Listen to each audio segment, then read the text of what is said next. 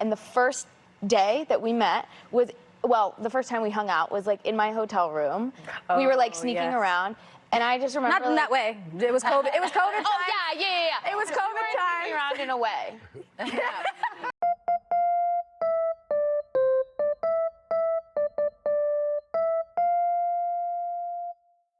Hello, welcome back to the channel. My name is Farah. I am the head writer, and with me in my rewriters room today, we have Whitney, we have Lindsey, and we have Paris. Welcome, everyone. And for those who didn't catch the first episode that we did on The White Lotus season 2, what we're gonna do is we're gonna discuss this show. We're gonna talk about what we liked and didn't like, and suggest our rewrites. So that's why it's called the rewriters room. And so today we're talking about Sex Lives of College Girls seasons 1 and 2. I thought that would be fine because it's like 10 episodes a season and they're only half an hour. So I feel like we should be able to get through it. But I have an agenda for us to go by. So I'm gonna share my screen and let me know if everyone can see. Yes. Okay, cool. So we're gonna take season 1 first, and I just chose this order. I feel like this will allow us to get like to the drama at the end of each section. But I put Whitney first, and then Kimberly, and then Leighton, and then Bella. So we can start with season 1. And if anyone has anything to say about like side characters, because I do feel like there are things to say about the side characters too, just jump in whenever. Gotcha. But yeah, let's get started. Does anyone first have any like general thoughts about the show? I just need to make a statement. Okay. Please do not, anyone watching, correlate Miss Whitney over here to this. Yeah, that's not what you're doing. Yeah. We can't be doing that just because we're both Black, we play soccer, and we have braids. There are similarities. I can't deny it. Cannot take on this girl's white man. This is not the mantle you have chosen to carry with this. Yeah. That is fair. That is fair. Now we may proceed. Okay, I'm glad that you made that disclaimer. Thank you. Yeah, so I don't know, my thoughts on the show as a whole, we might get into this later, but I feel like season 1 was a lot stronger than season 2, and I was really pleasantly surprised by this show compared to Mindy Kaling's other work. Maybe it's because there's like another co-creator on this project with her, but this is probably my favorite thing that's like associated with Mindy Kaling. I thought it was really good. I don't even really have that many complaints about season 1. Season 2 is a different story. Yeah, I just my only thing about the show is like I just feel like they try to do too much with like so little time. It's like you have not flushed these ideas out enough for this to become to be like if you want to do those things, give us more than 10 episodes. Like let's or 20. more than 30 minutes. It's stressful. I'm like, oh my god, like I just went through a hurricane of emotion right now. Like I don't even know what to do. I don't know how to process anything. Like you started a storyline at the beginning of the episode and now it's supposed to be done. I'm confused. It's been 6 minutes. Right. Yeah. And it's like they're trying to do a whole semester in a total of 5 hours or less of television, because it's like some of the episodes aren't even a full 30 minutes. Like one was like 22 minutes. When they said, oh, it's our last time cheersing in this apartment, I said, yay. Yeah. Whoa. How did this happen? Wow. In 20 episodes. Yeah, that's how I felt. And then when they restarted season 1, this was season 1, right? Or was it season 2? I don't remember. Whenever there was that break, maybe it's season 2. I can't think about it. When there's a break and they pick back up, and surprise, it was just Thanksgiving break. I was like, this is very confusing for me. Like, I would love for them to clarify that too, because I feel like I heard them say trimester at one point. It was just they've also said semester. Yeah. So I don't. It's unclear. If it's that way, then we went from November to May. Yes, in season 2. And I just don't get it. Like maybe I don't know why it confused me. Maybe just because it felt like they had ended the year or something, and then it's like, maybe, and then maybe like somebody heard the criticism, like, we tried to fit too much into too short of a time, so let's extend this year and surprise it's semester 2. Like I'm just like, I don't know why. It just was very confusing to me. I literally had to go back to the beginning of the episode and watch it again. Yeah. Back from Thanksgiving break. And I'm like, did I miss something? Like, what is going on? It was very confusing for me. Yeah. And I feel like Go ahead, Lindsay. Oh, I was just gonna say, it kind of like gets rushed a little bit, and Yes. especially like by the end of season 2, and you're like, wait, We need they're to like we're gonna get into that. I'm But like, they finals threw a question lot mark? in Finals at the end of question mark? season 2. and they're like moving out, and I'm like, is that something you do in a trimester? It was It's at the end of the Who year. knows? Like, it threw so me for the a timing loop, of it y'all. all needs to Yeah. be like And I feel like tightened they up. will throw in these markers like whenever they had like Christmas decorations up, and then Kimberly was like, I love winter holidays to be inclusive. Yeah. It's Like like they'll try and do that, but they might benefit from like a more definitive amount of time that passes in a certain episode, or like at the beginning Yes. of an episode telling us like what month it is or something. Or right. just like making, like, if they want to do it like that, make each season one semester. Yes. Like that And would like make that would clear. be logical. Yeah. Yes, And make it clear. Because then it's also the long game, right? Like if we're gonna follow them for the typical 4 years in college, now it's only been 2 seasons, and that's 1 year already. So if you plan on stopping at season 5, we don't even finish with them. Exactly. Unless they need to play the long game a bit better. Yeah, the timeline is Mhm. interesting and confusing. Shoddy and at it's best. chaotic. It's like Not Yeah. shoddy at best. I do have, this is less of a rewrite of the text and more of like a complaint that I have as a viewer. And maybe Okay. there's nothing they can do about it because clearly like the filming conditions must be such that they have no other choice. But there's so much ADR, and I feel like it's so obvious. For the people who don't know, ADR, I think it stands for like, it stands for like automated dialogue replacement or something, but it's basically when they re-record lines after they've Yeah. finished filming, and like they make it so obvious. Like sometimes they'll have the camera behind the character who's speaking, like behind their head, and their jaw won't even be moving, or they'll just like pan to every Yeah. other character except the one who's speaking, and it's just Mhm. so obvious. I have a clip so that I can illustrate my point. I just feel like they need to figure out a way to do better ADR, or to have to do less ADR. Something has to change. But I'm gonna right. show Like my the screen. current format is not doing what it needs to do, is what you're Yeah. saying. Yes, But something some of something's gotta the give. cinematography is good. Just Yes, this aspect is not. yes, but I feel like there's multiple times every episode where I'm like, guys, we gotta get it together. I'm gonna play this Yeah, okay. example. Like, if you didn't notice the song that girl sang was beyond terrible, then I'm genuinely kind of worried about you. Of course, I knew it was terrible. If she was good, she wouldn't be playing the women's center. Oh Lord. Yes, I agree. So you see what I mean? Yeah. And there were multiple examples I could have pulled If she from, was good, she wouldn't be playing at the women's and you center. can But see it's that like her it jaw wasn't is even not. matching. No. That is so funny. I didn't even notice that. Because you were kind of yelling, so at least give us a little body or like Mhm, mhm. But that's the thing, like she has to match her like voice acting up to her performance earlier. It seems so complicated. So like love to every professional involved. I'm sure it's hard, but we have to like something, I don't know what sound stages they're using. They have to figure out something so that they have to like they can minimize the amount of re-recording they do. Right. That's my main thing I wanted to say before we move into talking about the specific characters, unless anyone else has anything. Wait, the last thing. I do kind of like the wardrobe. I think Oh, let's talk about it. I think I they think do it's excellent hair on this show as well. Mhm. yes. they do a great job of sticking to each character's like style. Like what they wear is very Definitely. Yeah. and it feels accurate. Like it doesn't feel like somebody was like, this is what the kids are wearing these days. Let's put it in Right. that. Like it's not giving Yeah. that, Yeah. which is good. especially like the vibe of Essex. Like this is not no public school. Like it's a very unique type of private school. So like the quirkiness in fits makes sense. Exactly. And Yeah. I also found out literally earlier today, I was talking to a friend of mine who has a friend that got interviewed for the show because she goes to Dartmouth. So apparently and Mindy Kaling went to Dartmouth. Mhm. From what I saw. I had to look it up because I was like, did she go there? I don't know. But they like interviewed, young women students there about like their experience and stuff like that, which I thought was interesting. Yeah. It makes sense that they would do that.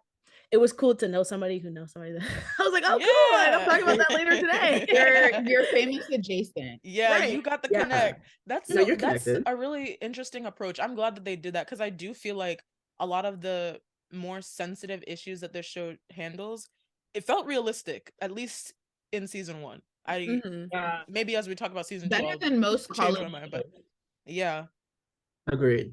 But Yeah, better than most college shows because you can tell like some of it is old people writing about Yes. college, like About from what what they they think, remember.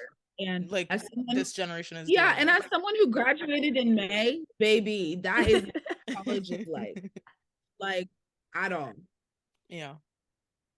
So let's talk about Whitney. In season 1, I don't really know if I would change anything about Whitney's storyline. I liked that they clearly showed that Dalton was in the wrong, at least by the end. I feel like leading up to it, You wanted her with her soccer coach. that's not what I'm saying. That's not what I'm saying. I'm saying like her from a narrative. her white married soccer coach, skinny. Do not twist my words. She should have Mr. never been with that Fetish. man. She should have never been with that Mr. man. That man Fetish. should have never been around her. Yes. I just thought that Yeah, it was like, good. whoa. That scene when they were in his office and he was like, you know, you're Yeah, he said, I love your you're skin black tone. girl. Oh my I just love your skin tone. I was like, Sir, go home. Pack it up. I said Yeah. Mindy Kaling definitely Turn wrote the this. computer off and yeah, go home. Clock out. that Go that one home. hurt. That hurt. So That's do for I sure. personally, me, Farah, think, oh good, Whitney was hooking up with her soccer coach? No. I hated it. I hated to see her like that. But from like the perspective of it as a story, I'm glad that they gave Dalton the predator treatment by the end, because that's what he And deserved. I'm happy even though she threw that rock through his window. Yes. Yeah. Me too. Bust the windows out your car. The way he looked back and he said, oh, Yeah. I said, yeah, good for you, you little bastard.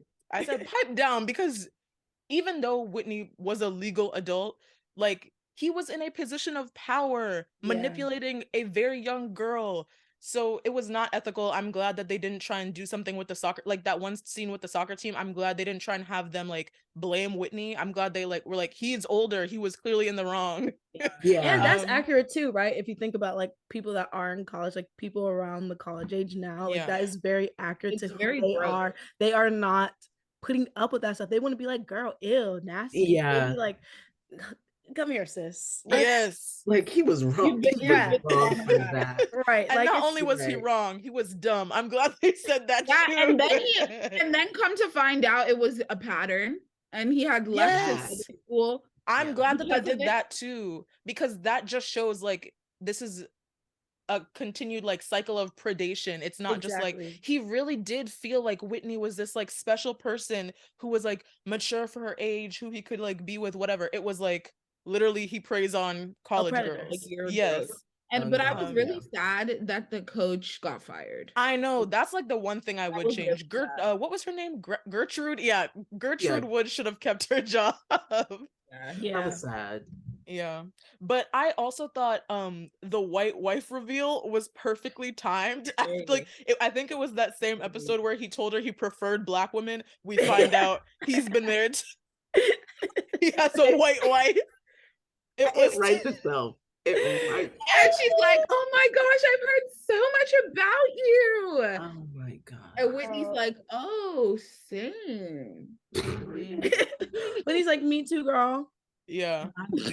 She's like, what I will say I did not like about Whitney in this season was the Whitney and Kanan scenario. To me, I'm like, this was very unserious to me. Like, I was like, this is so interesting. And maybe I'm getting a little into season 2 in this instance, but I'm like sitting here like, why? He is very, very, very upset when she has, in my opinion, every right to be like, it's weird that you're texting this girl that is into you and not telling her about it. And then she's going to be, you know, rightfully like, okay, what the hell is this? And then you're going to be like, it's not gonna work for me. Like, it's just very unserious vibes. And I'm like, the fact that the girlfriend boyfriend thing lasted approximately one exact day. Yeah, that's what I'm There's saying. Something like, messy happening with that couple. It's unserious. And it's like, I'm not trying to say that people should not, like, people get feelings invested for whatever reason, and that is completely valid in its own right. I'm saying for us on the viewer side, it's like we watch these people interact like 4 times. And Yeah. like, are we supposed to be like really sad about this? Like, I don't know. I'm just sitting here like, oh, tough. Like, I don't know what to say. Like, Yeah. and I felt sad because it was just like, of course they do this when it's a Black boy. Like, yeah. I just feel like they showed her in this super insecure, like, I need to check your phone, this type of crazy archetype way when dealing with a Black guy, but she never checked the coach's phone. Oh, well, she did that one. She did. Like, granted, and I guess all of that was because of how he treated her. Never checked the white boy from Kem's phone. Like, I just feel like I didn't like that this was the only Black partnership she had, and it ended like that. It was Yeah, it was just yeah. And then if you think about it, why did they portray him like that? Like, why was he so bad? Like, truly, because it was just really unserious to me, and I just was very lost at like, I need more to really, really care about this as like a thing. Like, I need more to be like, dang, so sad they're not like, it's unfortunate, but it's like, I'm not invested enough to care. It's been 1 episode. Like, they were together for an episode and a half. Like, what am I supposed to say? Like, Yeah. Because I think it does start with them in season 1, but it's literally like a casual thing. So them as a couple, a lot of choices that I would not have made were made with how that couple was handled. Yes, exactly. Yeah. And it's not like I don't like them together either. It just was like, why was this handled so unseriously? Yeah. Like that piece of how like the KJ house, how he's the link. So like Whitney, I don't know, this may be very psychologically analytical, but like he was like Whitney's proximity to Blackness on the show other than Willow. So it feels like after that, it's like she just goes back to white people. Like, I don't know. I'm gonna be honest about how Whitney needs more Black friends, because I have written that down. I agree on that. I'm gonna be honest with you though, they did not think that hard about it. I promise you. They didn't. No, but that's the vibe. Like when you're looking at it, you're like, oh, meet me at the, like, she only goes to the KJ house. Yeah. Him. Yeah. And it's like, baby, go get some friends. She needs that. Maybe that's a season 2 topic, because I have a whole lot to say about that. And we'll get there. Me too. I only have one other note about Whitney, and it's that that girl Jenna, she was like beating Whitney up on the soccer field. I don't feel like that was taken seriously enough, and then they just like end up becoming friends super quick. It's like, no. I don't know. I wanted something different there. I would have been fine if we did not forgive her. Yeah. And I do like with Whitney how they addressed like the athletes. Yes, like the male versus female athletes. Yes, that, and then also like what it's like to be an athlete when your season's up. I feel like a lot of shows don't go into that, but I didn't do sports in college, but from what I know, a lot of people, well, usually their season continues, really, like they have trainings and stuff like that, so right?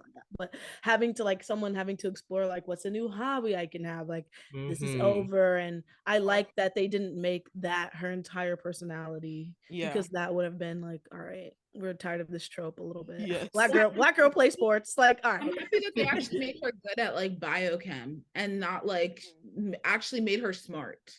Yeah. Does anyone else have like season 1 things they would have rewritten for Whitney? Because it was like Dalton was kind of her whole arc. Yeah. So, and I think they made a good point. That was the season she joined Kappa, right? Yes, she also did join Kappa. She didn't care that much about those girls, she rushed Kappa. I'm she happy didn't get any. that choice. Did she get in season 1? I think maybe they got in season 2. I think season 2. I think season 1 was when she just went with Leighton, like, to look at it and stuff. And they were like, I am happy with how they portrayed that, because Whitney did not care about those girls, but they were very invested in her. I would have had something to say. Very interested. Yeah, that's giving. I went to school in Oklahoma. It's giving token. that was what it was giving. I was like, oh, trust me, because they have a quota of some sort they're trying to fill. They're probably going to explore that in season 3. Yeah, I have to. I agree. They have especially with this new development. Yeah. Ooh, that's a season 2 topic. Okay, so if no one has anything else for Miss Whitney, we can move on to Kimberly. Okay. Not the sigh, Lindsay. It just Open us up, Lindsay. she can't keep getting away with it. She can't keep getting away with it. With what? I just feel like Or she I love comes in. She's like this sweet, naive Yes. person, right? I love how she's the butt of a joke a lot of the time. That's Yes. funny.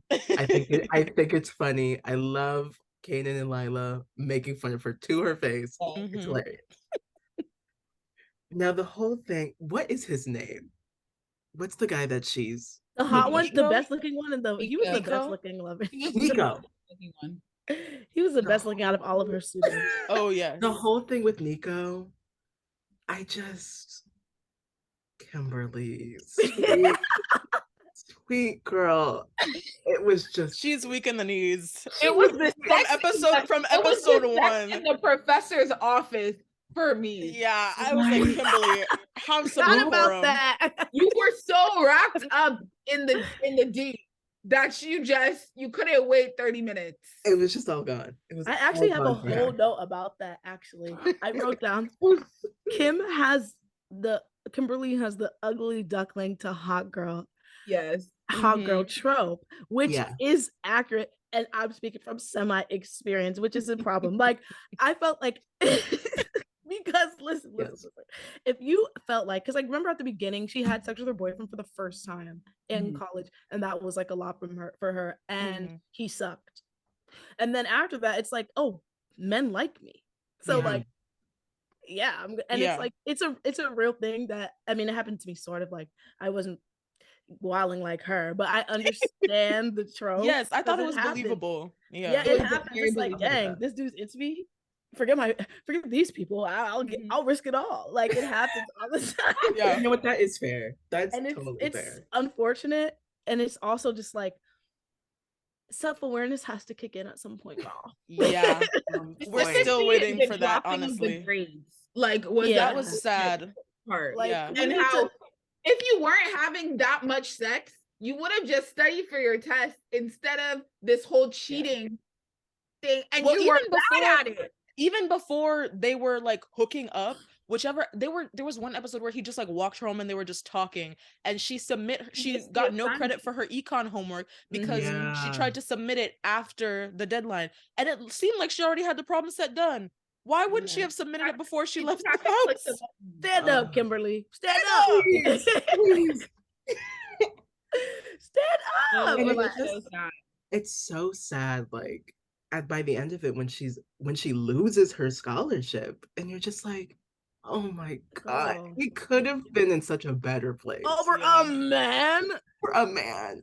And you Bro, and you but still crazy could have thing is it happens. That's like that was mad realistic because especially as a freshman, I saw it with my own eyes. Like people come and there's just so sharp, like fish out of water. They're just absorbed with the awe. Like everyone is just in awe that like, oh my gosh, like the freedom, I'm by myself, I can go wherever I want. That's a good point. All of that like she was really trying, but the D wrapped her up. But I think honestly she was struggling with at least with French class before that, and she did say in her little like statement to the honor board or whatever that like she was struggling because the classes were harder than she thought, but it didn't help. It certainly didn't help that she was like and then so also caught up you with think Nico. about too, like being sheltered. Adjustment from high school to classes. I really liked that they portrayed that with her character. Yeah, like so if I'm honest, like I don't know if I would change much about how her storyline went. My main rewrite for Kimberly would have just been to have her run a brush through that hair literally anytime she came back from hooking up with Nico. She did not care. Nah, she didn't even care. She was like, anyway. She was like, put the shirt back on, like, see ya. In 20 minutes. Like, I'll be back. Like, she did not care. Yo.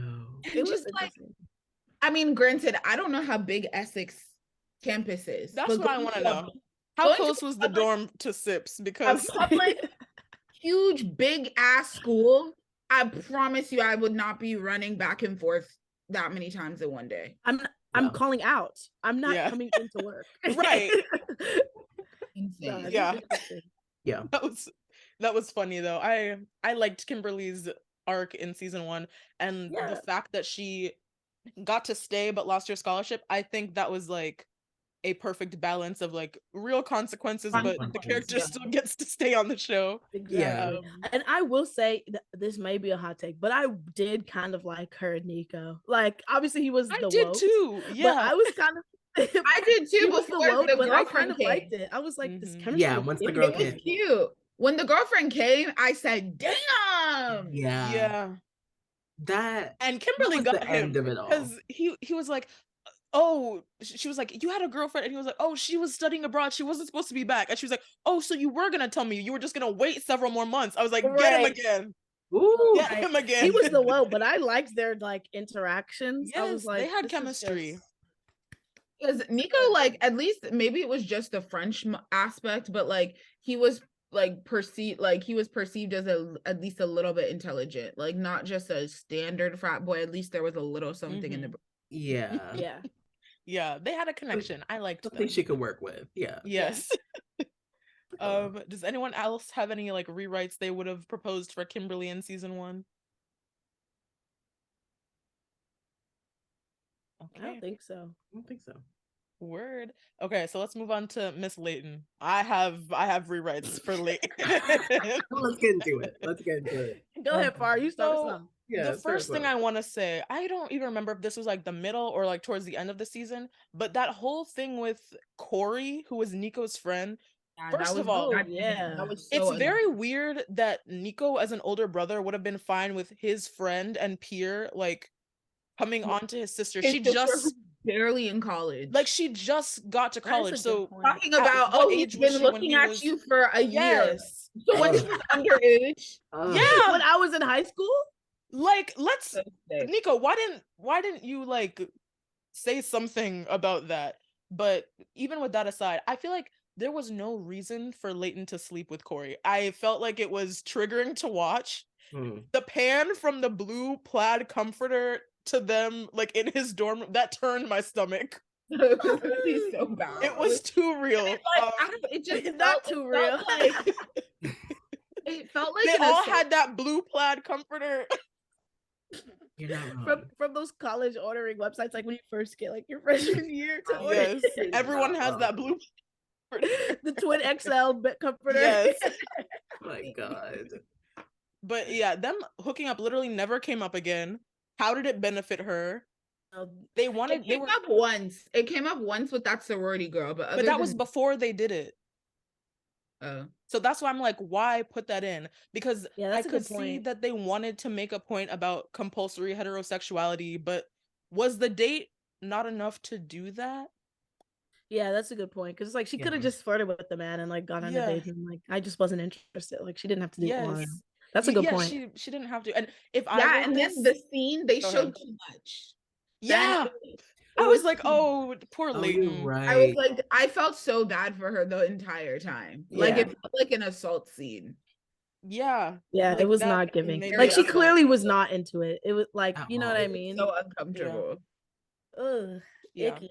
Ugh, So if don't I like had it. written this, I think something more interesting would have been to have her like string him along for a couple of dates and then turn him down, like if he tried to have sex or something, and then we see the consequences that creates for her social life. Like maybe some of the thetas and the kappas are cold to her or something, or maybe she doesn't feel as comfortable going to the frat parties, showing that Mhm. she has a legitimate reason to fear the social consequences of not being interested in men. But Right. because it literally no one mentions Corey ever again. Exactly. Exactly.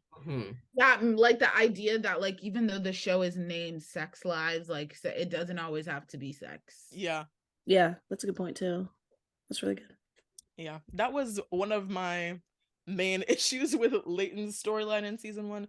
Does anyone else have thoughts about Layton's storyline? The meeting up with stranger, it's like it's so accurate. Like that's what it's really sad because that's what a lot of queer youth have to do. But like it's just it was so dangerous. Like Yeah. so, and because she's lying about where she's going, all of these different things, and then she's in some random ass hotel with this old woman. Yeah, Okay. that was She was in interesting. her 30s. Let's calm down with the use of the word old. But I did have a similar note. Like, will we ever dig into why Leighton was exclusively hooking up with women in their 30s, at least one of whom was a mother?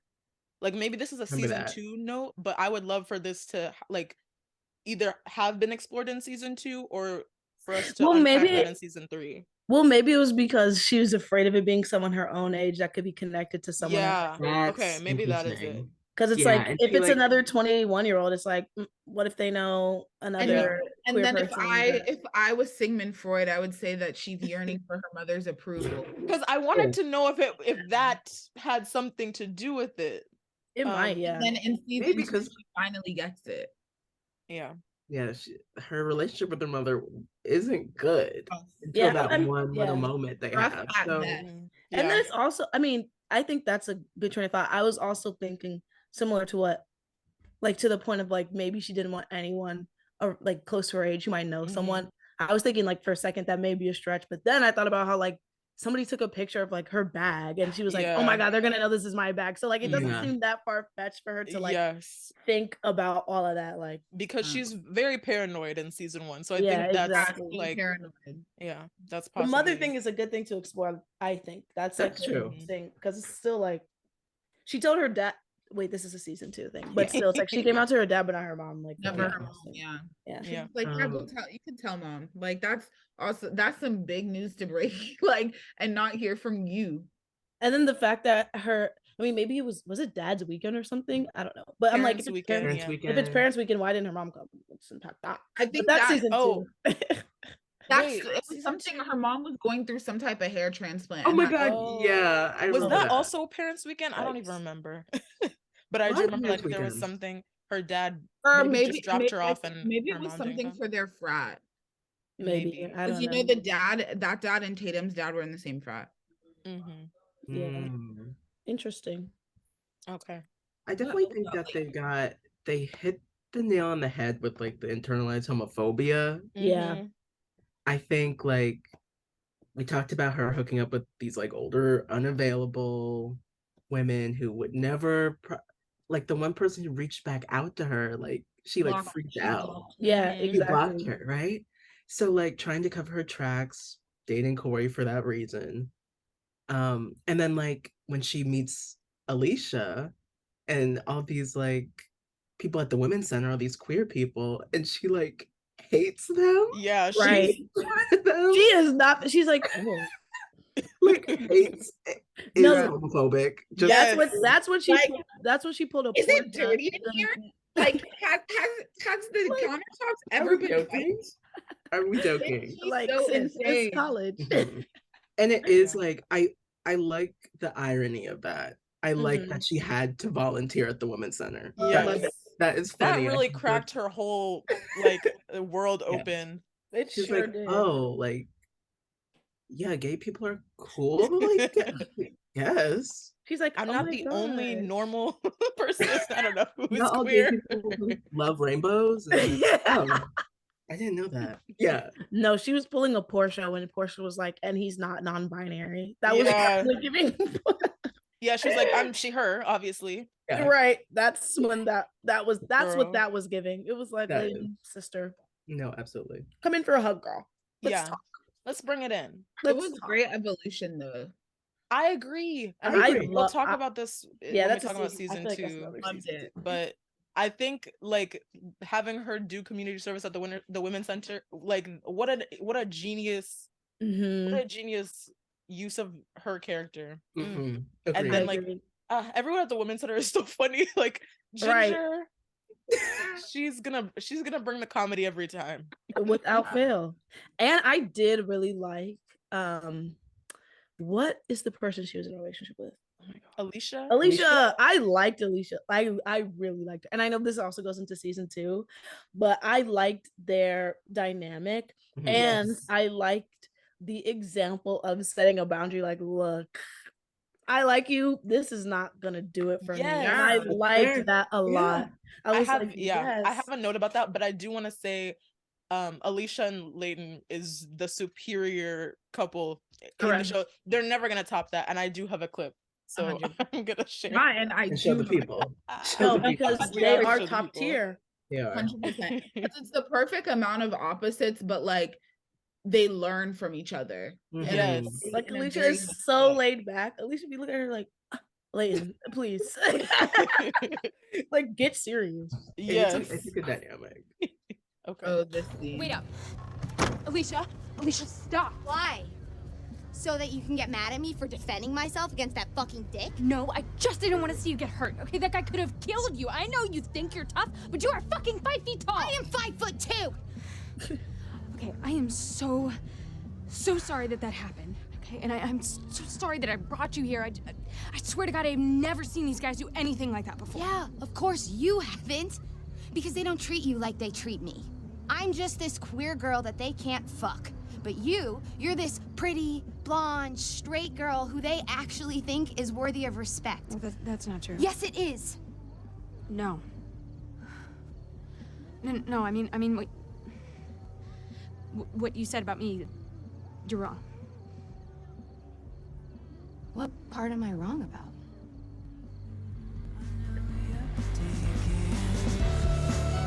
This was everything. They will never top this. Whoa, No. I was, like, really Incredible. wrong about you. It's so Whoa. good. Whoa. I was like, I'm not gonna lie, that acting is not good for me. Okay, that's That was fair. very YA. Very YA. that last bit of acting was not. Whoa.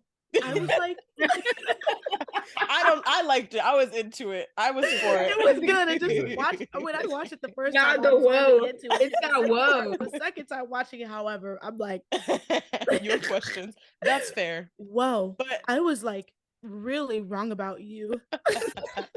Please. I love them. The gays live. It's so good. No, they're 10 out of 10. I love that Yeah. dynamic. I really liked that Alicia pushed Layton out of her comfort Yes. zone, got her to the point where it's like, look, I like you, but I'm not doing this. It's not good for Yes. me. And I like that. I liked that the show in season 1. I can't talk about season 2 necessarily, Yeah. but I like that the show in season 1 is just not with the toxicity, or if they like show a relationship that's like not giving, it's like very clearly like this is not Yeah, giving. Like they it's not like you unpack should it. put up with these things because you love them and love is stronger. And Alicia's like, I like you, but I'm not doing this. Like, you know, Yes. Mhm. and Yeah. or like Nico being the worst. Like Kimberly is not like, I forgive you because you were gonna tell me. Kimberly's like, you suck, actually. Yes. Like, you know, I I agree. like that they do that because a lot of shows don't. You speak on it. They Because sure don't. They're just they like, don't. women should put up with everything because they're lucky to be in relationship. very that. Yeah, I agree. And Yeah. I think like Layton was the last of the 4 girls who I was like, okay, I'm down. I stand. Because Yeah, it took they me a long time to like. the way they started out with her, just like elitist, rude, like like fully a homophobe. Judgmental. Yeah. And Yeah. it was always just like, bitch, pipe down. Yeah, you're doing Like, a lot. It's like so, because she would be doing double time to emphasize that this is her perception. Yeah. Mhm. This is her image. This is how everyone should perceive her. And I'm just like, damn, girl, like give yourself a break. Yeah. And I'm going to touch on that because Layton's main arc in season 1 is her being closeted. And I Yeah. don't want to minimize how dangerous it can be to be queer in certain spaces, the social consequences that you might suffer if certain people find out that you're queer. But by her own admission, and Alicia brings it up in the clip we just watched too, Layton Murray is wealthy, popular, she's white, she's conventionally attractive. If there's one person on earth who is the safest as an out queer person, it might be Layton Murray. Right. And I Yeah. do think whichever people were like pushing her to come out or saying she wasn't living her truth or like being her true self unless people knew her sexuality, I think that was wrong. And I think like Tatum, like they correct their thesis on that in season 2 when Tatum says like there's no timeline on coming out. Good. But like thinking it's no one else's business if you're queer is not the same as living a lie. And Right. Alicia was the only one who had an appropriate response to Layton's behavior because like the bag situation with like she took a picture and like the corner of Layton's bag was in it. Yeah, that was too much. That was a mess. That spiraled entirely out of control. And Alicia was absolutely right to say like, this is my boundary. you do what's best for you, but if you can't be out with me, we have to call it. Yeah. And I just really like that. Like, I just really have not seen that in television. And I think this is like a thing that like a lot of people deal with in general. Like, have you ever seen Tuca and Birdie before? Yes, I love Tuca. I love Tuca and Birdie. Kind of similar vibes to Tuca and what is that bird's name? The other one. Anyway, where it's just kind of, I forgot that bird's name, not Birdie, but the one she was dating. And it's like, I think that guy's kind of pushed to the side. Like, if you like someone, then you have to make it work. And that's just not the case. Like, sometimes you like someone and they mean a lot to you. And it's just like, for my own well-being, like, I truly cannot do this. And it's not enough to like someone. Like, liking someone is not enough of a reason to like be with them and put up with stuff. Like, that's not enough. And I like that they showed that. Me too. With this relationship, I really liked it. I'm like, me too. Preach, Alicia. Yeah. Not However, I think they built it up a bit much in season 1 with like how fearful and like closeted Leighton was, especially with how like in season 2, it seems like half the population of Essex is gay girls. Just like, like so many gay girls. I room. counted 8+ at the male strip spectacular alone. I feel like it took any bite out of the events of season 1, at least to me. I think they should have given her like some other reason to want to remain closeted, maybe, because not wanting to be defined by your sexuality, like, okay, that's down to a combination of your behavior and what other people were going to put on you anyway. So why be so concerned about weirdos who were going to define you by your attraction to women regardless? Right. I didn't understand that motivation for Leighton to just be so paranoid all the time. Yeah, it's like, how would she know that though, to be fair? Like, she just got there. Like, what would she even, like, you know, it's a valid criticism to play to you know, I hate saying playing devil's advocate because it's just such a stupid phrase, but I'm saying to speak from the other point of view, because that's real. Like, how would she know that? Like, how like, it doesn't happen most of the time anyway. Like, we're super stressed about something and then nobody cares. It's like, and that's fair. And it's valid to be super stressed about being in the closet. It's like, oh my god, you know. So how would she know? And she probably like built it up so much in her head over like years and years. That she's like, oh, I can't. Exactly. I can't. But and she did. I just want to see a different reason besides, oh, my reputation will suffer and I'm popular, so I actually have something to lose. That didn't make a whole lot of sense to me. Yeah, that's fair. And then maybe it's interesting because her brother was there, so maybe she was like, that was another layer because her brother went to school with her. So maybe, I don't know. How did y'all feel about them making her a math geek? I loved it. I did too. I was like, that's great. I love that. Yeah, they need to play into that more.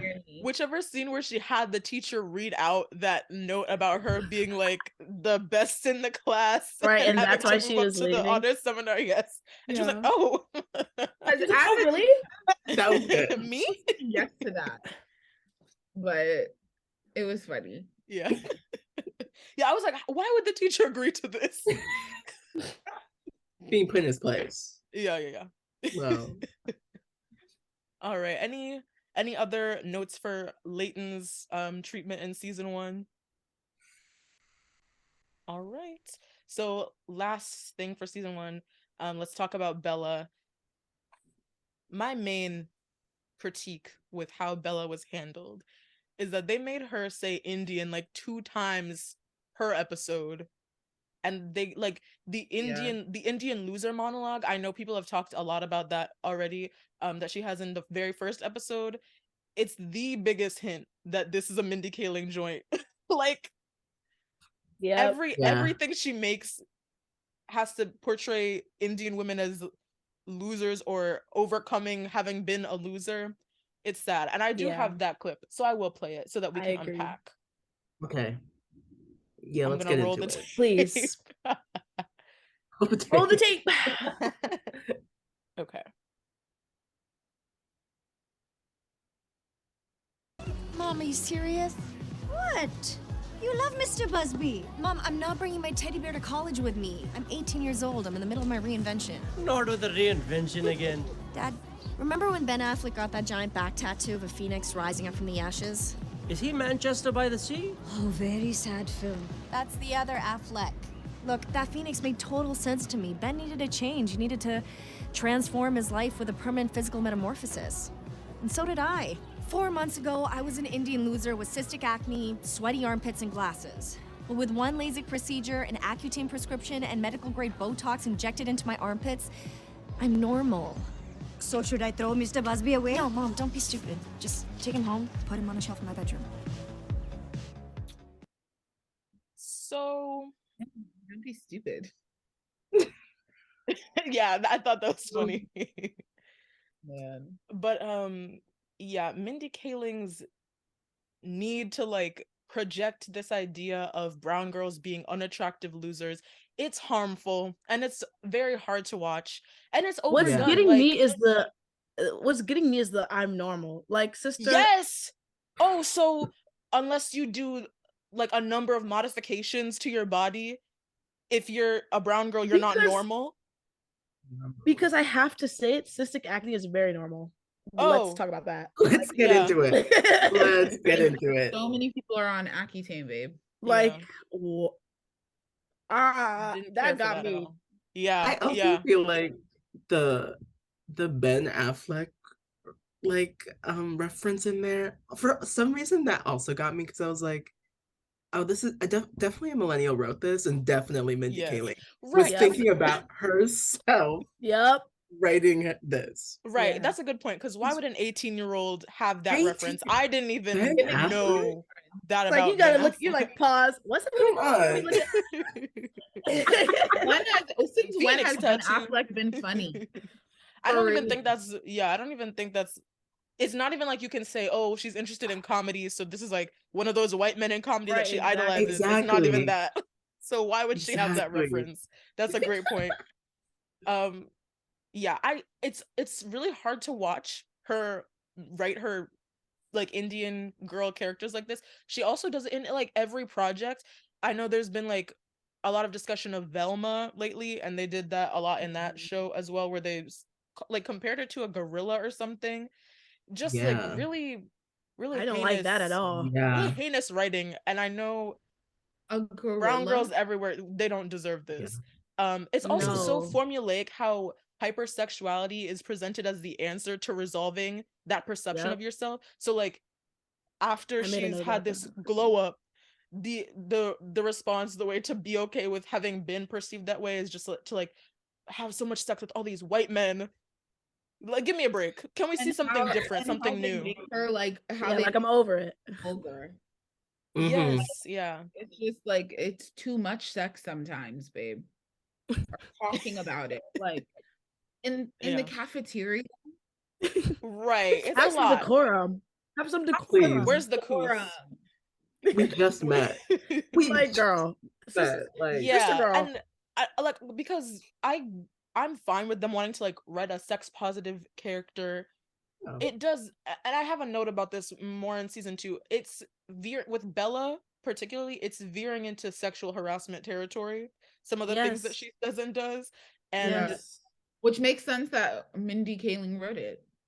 Right, because some things have come out about her and her behavior in the workplaess. Not even come out, like things she has said about herself in the past.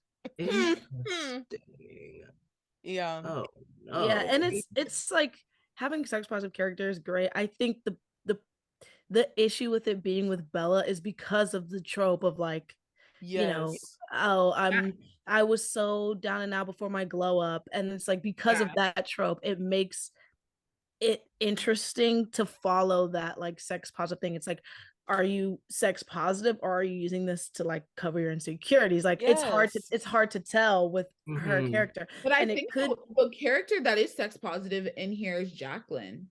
Is that her name? No, Jocelyn. I think she did Jocelyn, positivity pretty well.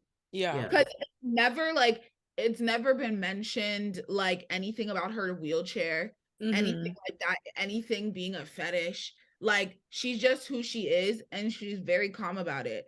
So she's kind of the person I'm like, yeah, she's sex positive. There's no real like hypersexual, like her going to the nudist, her taking Bella to the nudist party, and they're just like, she's like, yeah, girl, like this is just how it is. Like that. Yeah, that's a good point. it seems like it comes from a much more like this is natural to me place versus like I want people to see me this way place. Yeah, and then maybe I think if they had unpacked Bella's insecurity in her like and relationship to how her sexuality like manifests, then I wouldn't have minded. But they never break it down. They just like, let it be and don't say anything and about it. Remember the whole first season, there's that whole episode where she's looking for people with abs. Yes. Yes.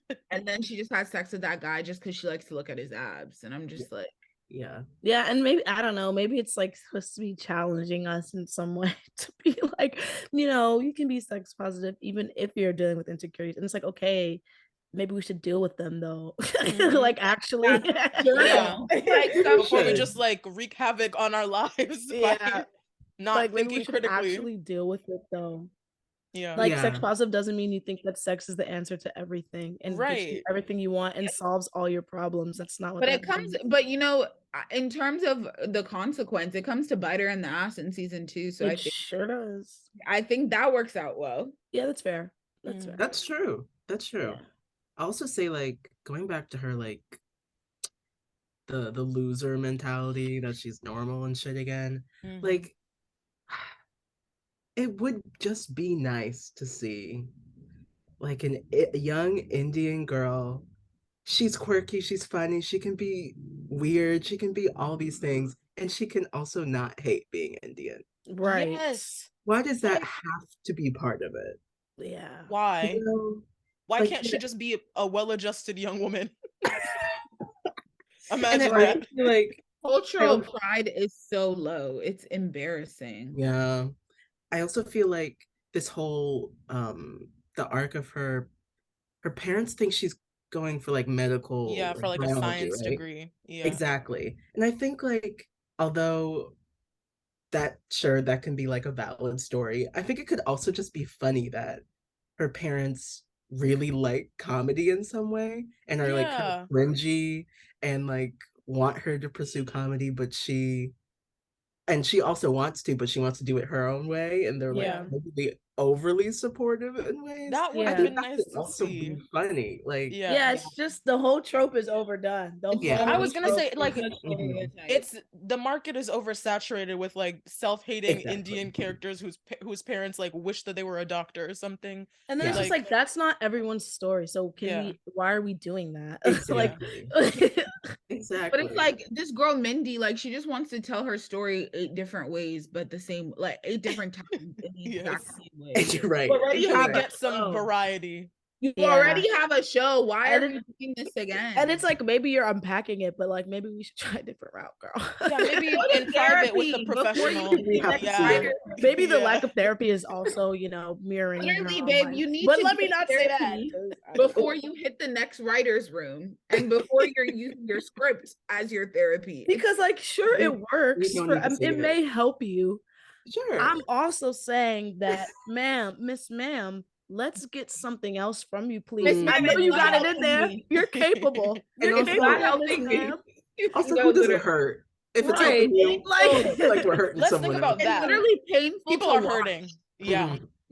Yeah. Especially like obviously that's season 2, but especially when the friend comes and she's doing this, like she like the same thing is being done to the friend. It's too much. Too much.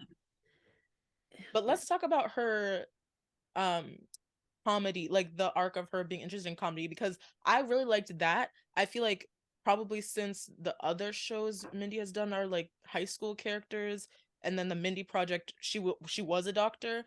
I don't think that has been explored, like a brown girl who's interested in comedy. So I really liked that for her character. Like Bella is one of my favorites. Like that's my girlfriend. I love her. But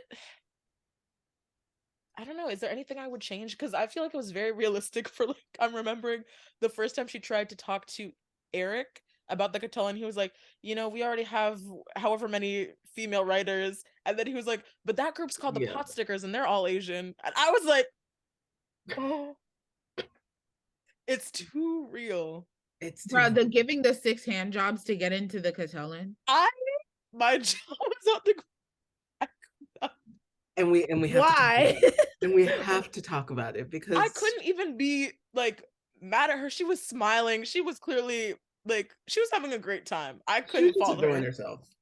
I'm glad they ended up resolving by the end of the season with her and the other women on the cotillion because they were like, those are our boyfriends. I'm glad they ended up like repairing that relationship. Yeah, but those that was our funny. boyfriends really took me out. Yeah. It's just so I don't know, man. The It's men just are so just interesting sick. arc. Yeah. Yeah. Sick. I mean, And I was feel like so that was true to life. So that's why I feel like Yeah. I wouldn't change a thing. that's fair. Yeah, That's fair enough. totally fair. Yeah, fair enough. I What like were you her gonna say, Whitney? ambition. Oh, go Yes. ahead, Whitney. Said I was disturbed watching. Yeah, that's fair. I feel like comedy is a disturbing sphere if you look too close. What were you gonna But say, yeah, Lindsey? I like her ambition a Mhm. lot. Me That's too. something I really like about her. I like that she knows what she wants. She went to Essex to write for the cotillion. Yes. With what she was doing. And then she pivoted. Yeah. Susan pivoted. I think we also like in talking about how like hypersexualized, how she uses sex, how she like uses sex as a tool to get what she wants, how she engages in sex because she thinks maybe it's what she should do. And part of that's what she's enjoying too. Right. And then when she's like put in a position with that guy, the head writer, and he's like, I think talking about therapy, that hasn't been That's a good point. It hasn't been unpacked. And I think not even a little bit. Yeah. And it's like, yeah, obvious. I think so much of what she does in season 2. Exactly. I agree. I have notes about this. Yes. Okay. It has to be. It has to be. They tried with that little Leighton calling Alicia. Yes, I loved that scene. That was a great scene. But I think like part of what was bad too is remember Bella like did not tell what's her name, Carla? It was Carla, right? Didn't tell Carla that it happened to her too. Oh yeah. Yeah, at like first. she made her feel crazy. Yeah. I mean, like she just kept quiet. I felt like that was realistic. Like she didn't want to speak up, even though it was just her and Carla. She still felt like maybe she shouldn't say anything. Yeah, it was realistic, but it was sad. Yeah. But I'm glad it was like rectified pretty quickly, and I like just she and think Carla both got to speak to someone. Bella as a character just deserves better. Like, just treat her better in the writer's room, please. Like, you don't. It doesn't have to be this way. You chose this for her. The viewers too treat her better. Like she's going through it. Clearly. Like And it's like people are saying some very. And People then are it's saying like- she's like a loathsome, and it's like this is an 18-year-old girl who's my gosh dealing And with then it's like trauma. the whole therapy piece needs to be applied even pre-incident, pre-harassment, That's very pre-assault. true. Because she came into college with this like, oh yeah, I was ugly and nobody wanted me, and now I'm great and I'm gonna have all the sex I want. Like that probably should also be unpacked. You're also self-hatred of being Indian should probably be unpacked. Like therapy would just do wonders for you, girl. This girl. I agree. Let's try that. Let's try that. Better help. I'm playing. And that is the sponsor. Watch YouTube and use free code promo. I'm gonna bleep that. Fair enough. Just watch any YouTube video, girl. You'll see that come up. Yeah. People not watch YouTube. Too real. But okay, let's move on to season 2. Before we get into the individual characters, I want to talk about that like whole. So the plotline that carries over from the end of season 1 is that Kimberly like told that the Thetas had this huge thing of test answers, and so people got expelled, and the Thetas who are still there are mad at them. I refuse to believe that the Theta boys would assault them by throwing milk at them, and then the girls would go out of their way to like plan this whole event to bring in however many thousands of dollars so that they could continue going to parties in a sticky basement. I don't buy it. Yeah. I will say, I don't know where Essex is supposed to be located. Wait, is this common knowledge? Is it Michigan? New New England? England is Like, always yeah. I will say, because I went to a small college, and it was private, and there was not a lot going on in the area in general. Sometimes that's really all there is to do. Okay, that's important context. And- Maybe that's and- what it is. And I'm not sure about if that's the Essex vibe, but at my university, sometimes it was like, listen, you can't go to this frat. You're kind of out of luck. Like, you're not so doing I anything. think the desperation was at an all-time high. Right. Yeah. So It might have been. you would have Definitely helped giving with the male strip spectacular to Who, put me? your No, not relationship me. right But I know people. with the Not me. data. But I know people who would have. I know people Okay. who might have been like, we have to get back in these people's good graces because like we don't have anything to do. And like at the frats at my college, like they threw these huge parties, like theme parties. Like one was called Pikes Peak because of Colorado, so they had like some fake snow inside. Like it was a huge thing. Wow. And it's like, this is Oklahoma, so like there's not much to do unless you're going to like Sonic to sit in the drive-thru, which like who's doing that? Or if you're gonna go down Very much down to like vibes. yeah, You know, or if like- you're gonna go downtown to like one or two places, and it's like you don't even have an ID, you can't go anywhere. I'm 18, Oh, I that's don't know where to go, and I'm bored. I'm 18, I know where to go, and I'm bored, and I'm not sitting. You know, they And try. they did have fakes at that time because Bella keeps talking about how different ways that she paid people to get her alcohol. Yeah, and they tried to host a party in your own dorm, but it's like nobody's coming to that because they're going to the frat. No one's coming. So I understand that, like, it's ridiculous, and I wouldn't have done it. I know people who might have, you know, tried to at least do something to be like, look, I can't keep doing this. My social life is tanking. So, but I do want to say, at least something good that came from this whole arc is that the actress who plays Bella as a comedic genius, that speech where she was like, we're stupid, you should have been able to cheat and get into whatever grad schools you never would have gotten into otherwise, and exactly, the delivery was flawless. That scene was everything. Yeah. And we got to see her in 2 like full suits. It was everything. The other thing I was thinking about just now when you said that, like her whole speech, which is hilarious, is that actually, I don't know if y'all like in your schools is the same. It's the same in my school. They have test banks. It's like I'm thing. sure. Yeah. No, like I know I've seen them with my own eyes. It's like a test bank that these frats have. And it's like, you're going to med school. Yes, these are the future like, doctors scary. of America. Y'all better not get sick out here. Like, Oh you're my going God. to Your med doctors school? don't know You're going to med school and you're using a test bank? Mm-hmm. Child. Yeah, we're chaos. Well done. Chaos. No, they nailed that because when they brought that up, I was like, because this is a thing. This is a very, very, very, very, very real thing. And if you have enough connect, like at my college, sometimes it's like if you were friends with people, it's like someone in a frat, like Kimberly, like, look, oh, y'all got a test bank? Yeah. I see. Class is hard. Yeah. I will, like, you know, people, they would do that. So now that you said that, I just realized like that is actually a real trouble. And when I figured that out, I was like, and you're telling me you're gonna go to med school? Imagine. It's like really all it takes is knowing the right people. That's the thing. Yeah, like name one bone. Quickly. because I'm scared. Oh my God. But let's What's talk the nervous about, system? They don't know. They will never learn. Scary. They'll have Google up in the Scary. literally in the room with their patient. Oh Lord. But let's talk about Whitney. This is my opinion. They did not know what to do with Whitney this season. Because what does she do? And like, I liked that they explored that she felt like she was the only one who didn't know what she was doing with her life in college. That's real. But what was she doing? Like, she tried water polo, and then she was with Kanan and they broke up. What else happened? Oh, I'm sure we'll get to Can we it, but please talk about that? biochem boy. The TA. Okay. That's what got me to watch the show. Is someone tweeted a clip from that scene, and I was like, okay, this looks really funny.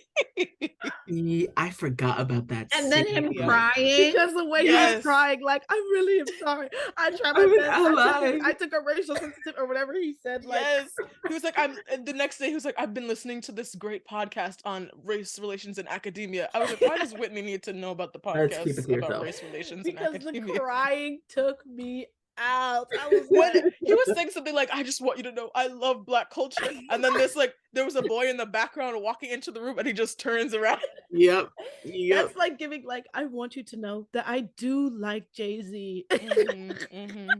I listen to him sometimes. And really, I sometimes celebrate Kwanzaa. It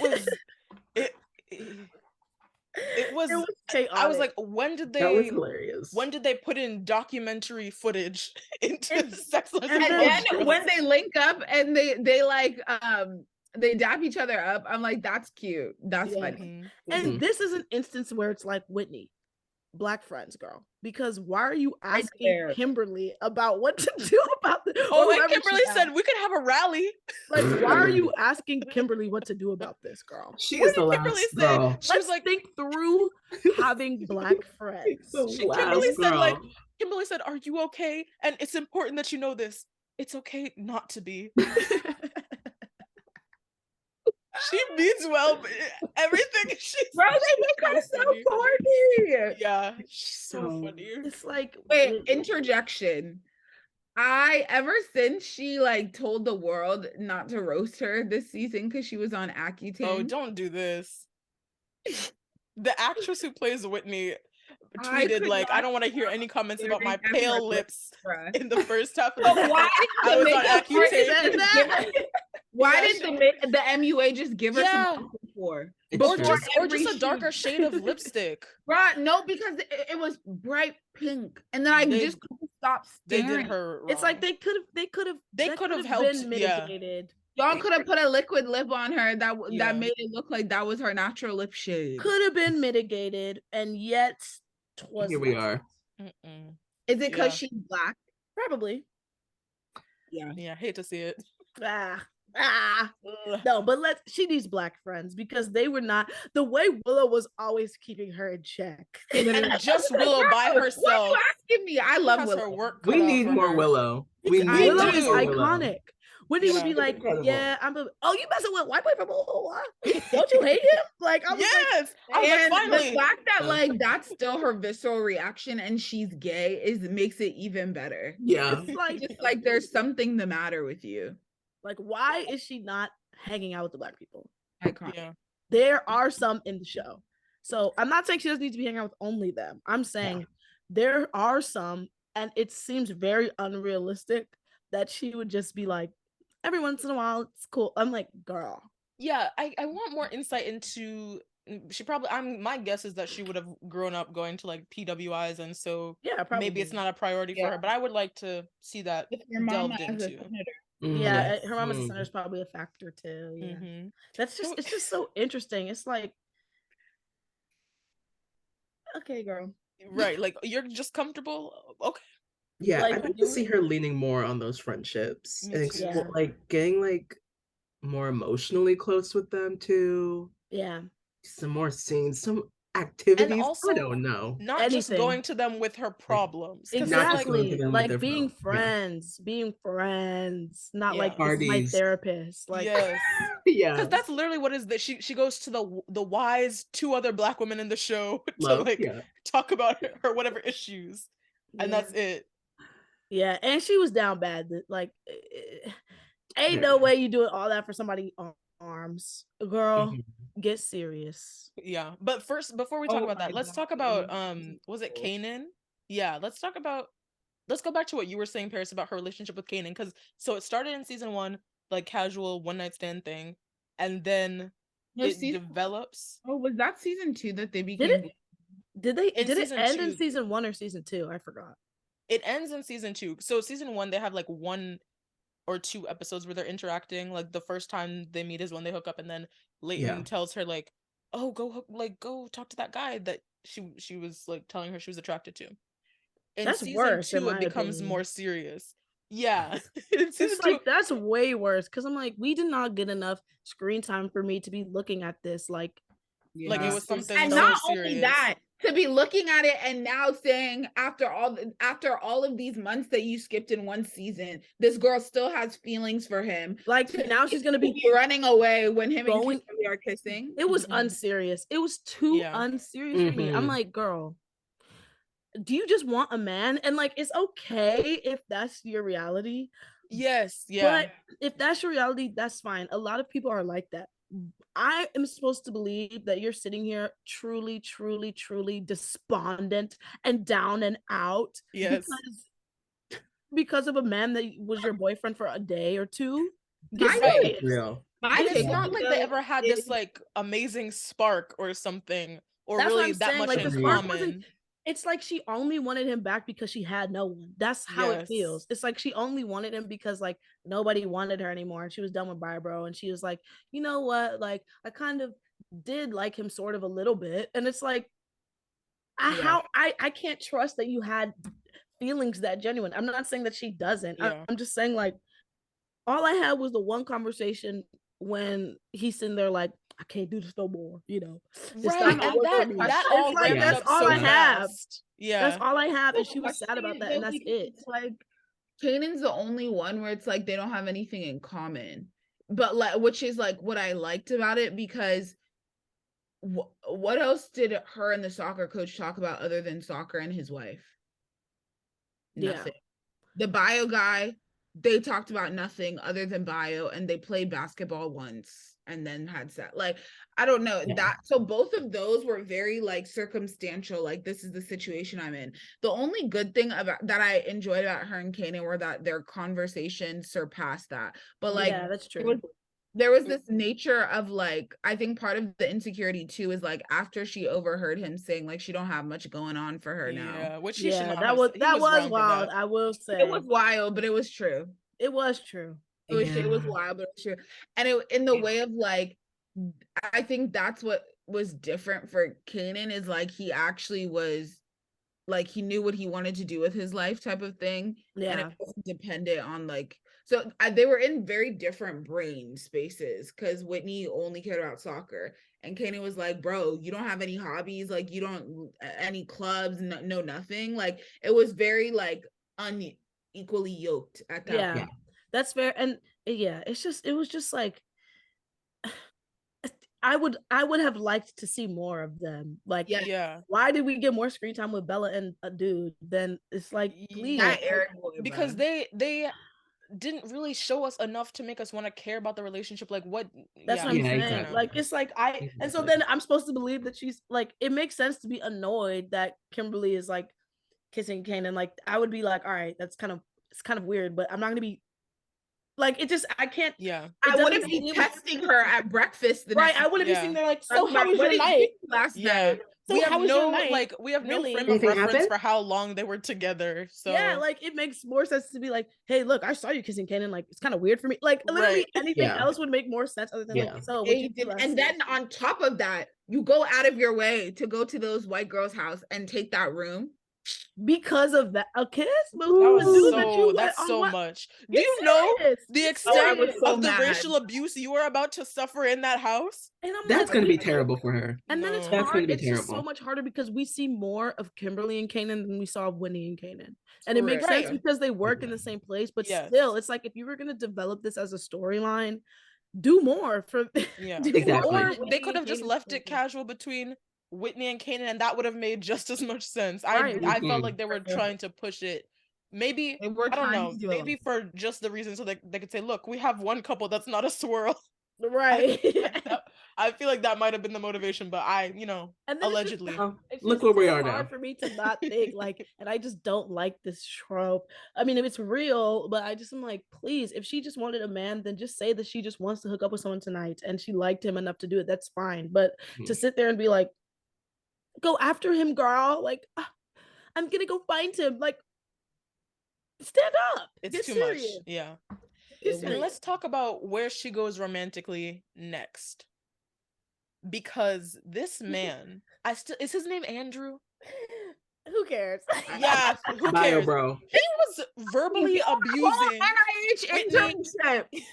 Yes. He was verbally abusing Whitney and Bella for, I have to assume, weeks.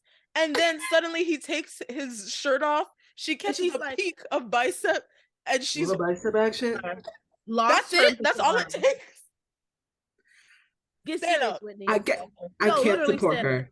I can't support her for that one. When they like framed that scene that way in a way that I was like, they're trying to show that there's some desire happening. I was like, I refuse to believe this. It was and you know what killed me? What? When he was like, "Are you staring at me?" She said, "Yes." He said, "I don't mind." Like, that flirting was so cringe. I was like, "Oh my god, Andrew."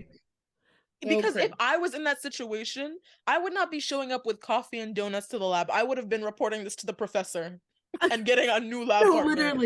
Literally. Serious behavior.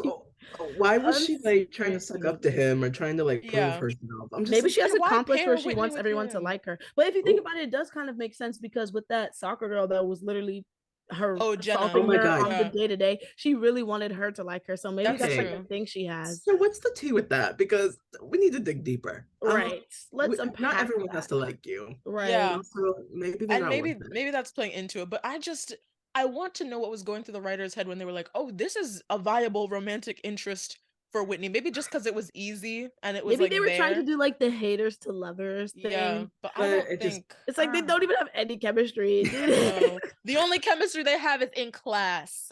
Oh, funny. It was just that also was just too unserious. It's like when if you want to hook up with someone, download an app, please, for the love of God. That's all it takes.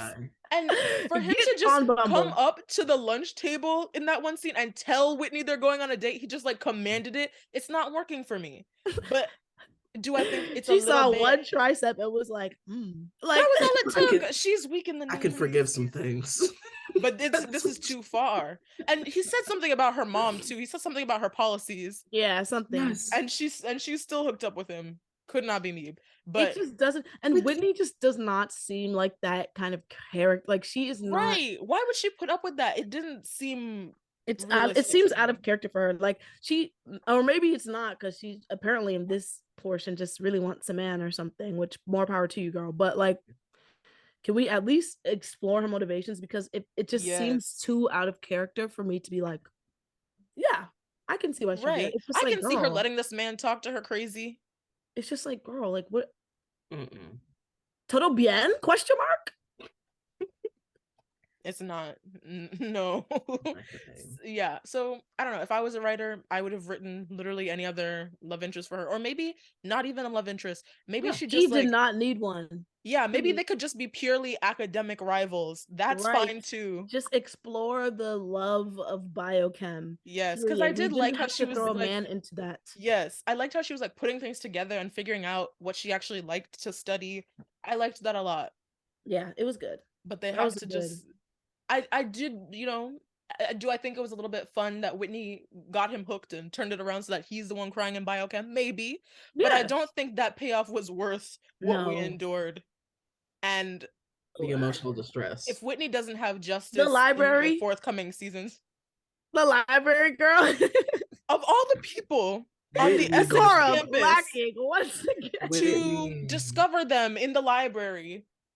Kanan? The decorum is that was just so there's crazy. No couth. Like what is going He said, Whitney? And then he was like, oh, I was just coming for this book on Ronald Reagan. Ronald Reagan. And then she was like, pull up your pants. And he was like, oh, we're done? Yeah, he was like, oh, we're stopping. Yes. No. Yes. I found out I think he's Julia Louis-Dreyfus's son. Yeah. I heard that, yeah. So that's anyway. I didn't care for him. I hope he's done. I hope he doesn't make a return. Yeah, I'm not interested in his character whatsoever. Like, no. Because like that date. Ooh. When he sent back his water, he told her the croutons were not gonna be memorable. That was so embarrassing, bro. So much. Now, when he was like the water, I just once again, unserious behavior. This is another example. Like, why do they be giving Whitney all the unserious men? Please. And I just feel like it like the events of season 2 feel less directed than season 1. Like season 1, I got a really good sense of like where we were going, how we built to that point. Yeah. Season 2, it just felt like they were kind of doing things to do them. And this was one of those things. Unserious behavior. Unserious behavior. Yeah.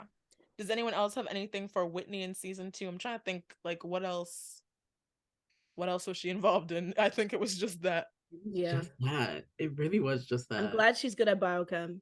Me No, too. me Good for her. That's the only Yeah. saving grace here. Yeah. Truly, the only, because Yeah. I was happy that she stood up to her mom and said she wanted to pave her own path. That was good. Mhm. Yeah. I liked that too. just interesting take on her. Yeah, I'm literally trying to think of anything else that happened with her No, this so sad. season. Can't Besides think the of- Kappa returning, talk about. Oh, yeah. I mean, I felt Mhm. like that was an extreme move for them to throw in like right at the last minute. They threw in so many things in the last like 10 minutes of the season. It's And too unserious. I watched this last night, so I was like, "Whoa, wait, whoa!"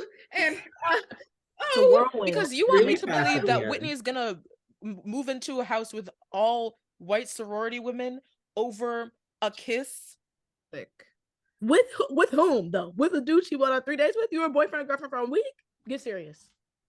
Please, like, be for real. Yeah. And you didn't even talk to her. Like, please. you Yeah, she didn't even talk have to a her about it. conversation. You Your just living situation is gonna be so different. unserious behavior. I Yeah, can't that's get gonna be over rough. it. That's gonna be rough for and her. it's just like, girl, you're gonna want to die, like. For And I real. feel like we've already addressed the issues with Greek life thus far. I don't need to see Whitney living with 40 white girls. I do suffering not want a daily racism trope, microaggressions. please. I don't. Oh my god. It's coming for us. I'm Yeah, like, It's that's where we're coming. headed, And whether we like it or not. I know I'm getting ahead of myself, but that just makes you really happy too that Leighton got the hell out of there. Leighton, yeah. it was my Leighton's character arc at 10 out of 10. Like That's the only thing I can say was 10 out of 10 saving about this grace season. of season. Oh yeah, she's the saving grace of season. Yeah, 2. she was slaying this season. 10 out of The 10. chlamydia was a little bit of a low Oh point. yeah, we took a The what? We went a little bit left. The chlamydia. You forgot that? That hurt. Yes. That hurt. And the girl exposed her at that sorority event, bro. Yeah. No. And they were But like, nothing, oh. yeah, they didn't care. But They let's said, talk okay, about we've all been there. Kimberly. Because Okay. similarly, I feel like they also didn't really know what to do with Kimberly's character. Because it Her was arc like, was so boring. So boring. yeah, it was like she So needed boring. money, then she did the egg donation. I don't The even know egg if they, donation was wild though. I wish they had I found was really another shocked that way for her to they make went the through money. with that. Because Yeah, that's and pretty they didn't- extreme. And it's like they showed her thinking about it, but I feel like not enough. Like, Yeah. That's so scary. And they never confirmed whether she got enough money from doing that. Like they never That's made so it clear how soon is she gonna need to do something to get more money. And I don't know, I feel like that's a very extreme for someone who's 18 to go through with something like egg donation, and they didn't really, I don't know, it would have been smart to maybe unpack a bit more, be a little bit more responsible with something that serious. Yeah, it was. It was like very like, yeah, she donated her eggs. Like that's what it seemed like in comparison to And like done. Yeah. College, It's like, very crazy. I do like her. If you and think about Leighton's it, that's so dystopian. I Yeah, liked Leighton that, like taking Leighton care giving of her her was shots. nice. That was so cute. That was But cute. Yeah, that was if good you think about it, relationship it's moment for them. so scary and dystopian that to have a character who needs to donate her eggs to continue to be enrolled at school. Like that's crazy. What a country. Like, let's not even get into that because Yeah. But that's then crazy. after that, the whole like other half of the season is just her getting with Jackson, the one episode union plot, and then getting with Kanan. And I liked the union plot a lot. I will say it was wild that he crossed that line. Oh yeah, that he went right into that dining He was like, hall. "Oh, you're doing a strike? Okay." He was Yeah, like, kisses cool. her and then walks right into the dining hall. See ya. That was crazy. See ya. I will say that was definitely a bit wild. Yes. Funny. And I mean, they were really trying to make Jackson happen. I was Boring. not moved. Boring. I was not compelled in the Boring. slightest. Boring. No. Boring. And like, this is for the writers and for the fans as well. It's okay to say Kimberly looks good. Don't be shy. Don't play with her. The girl is fine, regardless of like people online were shocked. And also they have it like written into the show with like Leela and Kanan too about like, oh, how is Kimberly pulling these guys? Regardless of how they want to act shocked about the men that she pulls, and I'm already getting a bit tired of the show writing Kimberly to not know that she's fine until she sleeps with the next attractive man she's paired with. Like, it's okay. Like, we can have a character learn and maintain knowledge that they have gained from their experiences, because like once she got with Nico, I feel like we could have stopped defining Kimberly's self-perception based on what men tell her. Like, in the one scene where Jackson said that she was hot or something, she was like, as if you didn't. She was we like, did this already last season. Yeah, it's the same thing. Me, Right. like Kimberly, Yeah. Jackson was fine though. Jackson was fine. Yeah, but he was like, cute. He was boring. Like, yeah, what was going on with that? And they like hooked up a few times, and they behaved as if they were a couple. No, it was strange. Bro, my face when he went and kissed her in public, I said, "That's where we are." Do you do this with all the other women she has heard you with from her room? You're kind of right, and you have a point to say. Yeah. Let's unpack, because and what got me was like the way it was, once again, like I feel like the way they handle most of the relationship besides Alicia and Lane is just so unserious. Like, the way he invited her to that dinner and then she went right to Jackson's door like, I'm done. Actually, yes. Up. I was like, this is. She didn't even wait. I was like, this has to be a joke, because it made no sense. She was like, she realized, she was like, she had a good time, and then she like goes to her room, and then she's like, I think I want to break up. Like, there's nothing. So like, he was so hurt. He was like, what? Like, she was thinking about it beforehand too, because someone made the point like, what do you have in common with this boy? And that's true. Yeah. But she wasn't even playing it safe at all. She didn't even ask Kanan like a singular question. That's she was what just I'm like, saying. I'm She dumping was like, he might be into me, so let me go blow this thing up. Like, I actually laughed because I was like, this is it was serious. No, like, it was highly hilarious. So let's talk about Kimberly and Kanan. Yes, because let's talk about it. I did see it from like when they were becoming friends at Sips. I was like, they're gonna try and do something. I was surprised that it didn't happen in season 1, but now that it came back around, I will say I actually think they work better than Kimberly or Whitney and Kanan. Whitney and Kanan have no chemistry. I'm sorry, before saying it. And that's fair. When they looked right together, when they were, I was like, whoa.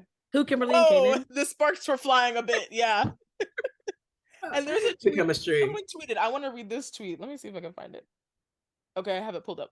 So someone said, they're trying so hard to convince us Whitney and Kanan ever had chemistry. Like, Kimberly did not break up a happy home. And that's the truth. That's what I'm saying. That's what I'm trying to be saying from the beginning. Like, it was not something serious that she was standing in the way of. No, that's true. It was unserious. They were so unserious, and they're treating it like this is a friendship ending occurrence. Like she was hooking up with her husband behind her back or something. Like, this is not women supporting women. Mm-hmm. Mm-hmm. This is not that. I don't know how I feel about that. No, I think it was. I'm not gonna lie, I didn't see it. I was like, okay, I didn't see it either. I've heard people say they saw it, and I'm like, am I dumb? Because I was not. I was confused. I was like, oh. It's just I didn't see it at all. Part of it too is that they were very much sticking for Kanan. They were sticking with black girls. So like Zoe came and he was like, oh, she's fine. But clearly he was not interested in Zoe. I'm wondering if Whitney, to be frank. I'm wondering if he ever was interested in Zoe, because when they revealed that he never actually asked Zoe to go to that event with him, I'm like, so was he ever? I guess he was telling the truth when he told Whitney that he turned Zoe down and that was the end of it. Yeah, but he was definitely mad weird for not telling her that she said that. Yeah, like, that was weird. I agree. No, I'm not gonna lie. I didn't see Kimberly and Kanan coming at all. I was like, oh, okay. I mean, maybe I'm just dumb, but it was giving like. I feel like they had good friend chemistry. Like, like I like the older bro that be making fun of the younger, like the little sister. That's the vibe I was getting. So then when she was like, "You invited me on purpose," and he's like, "I did." I was like, "Oh my god! Like, can we please?" It's not that I don't like it. I just was like, it was cringy, and part of it too, I think, is just because like Kimberly has substance. Like I just think like there's the aspect of her just having substance, and that was the part of the difference between Whitney. Like, yes, because they have an actual relationship. Yeah, like exactly. she just actually knows about his life now. Yeah, exactly. And maybe That's he just true. don't be letting women in, so he's like doesn't know what to do with that. I mean, we'll unpack that, but I mean, Yeah. maybe hopefully in the later seasons. But it's good Yes. for her. I just don't. I feel like of the two, Kanan is probably more serious about Kimberly than Kimberly Yeah. is about Absolutely. Kanan. Like Kimberly's just on her like I'm cute now apparently trope. So she's just Right. like, and Kanan's Yeah. good looking enough for her to be like, yes, because she The sees scene some when he muscles gets and she chased gets in his shirt, dizzy. I Kimberly's Oh my god, the muscle scene when she takes I off his said, shirt, oof. she was gone. And he So was it's like, like how do I her. look? He was like, how do I look? And she said, dry. I said, that's good self. I said good, some self-control, some restraint. like decorum once again. Bella lacking. could never. That's Oh yeah. what my response was. Yeah, no, it's just I don't know. We'll see. Yeah, because it does have the potential to go left. Kimberly will sometimes say things that are off the wall. I will remind you of when she was saying like Kaden tried Is to your convince mom her. does do crack? Yeah, I bet your mom's not even addicted to crack. Let's not forget her saying that, and let's not So, forget her I'm never interested having to see- never having met a black person or whatever the hell she said Yeah, at the beginning of yeah. season 1. So I'm interested to see how they develop this. Hopefully, Yeah. they treat it with care. But do there's I space see for them that. being endgame? I don't know, but I think it's cute. yeah, it's okay. Yeah. Now, Is there anything else to say about Kimberly in season 2?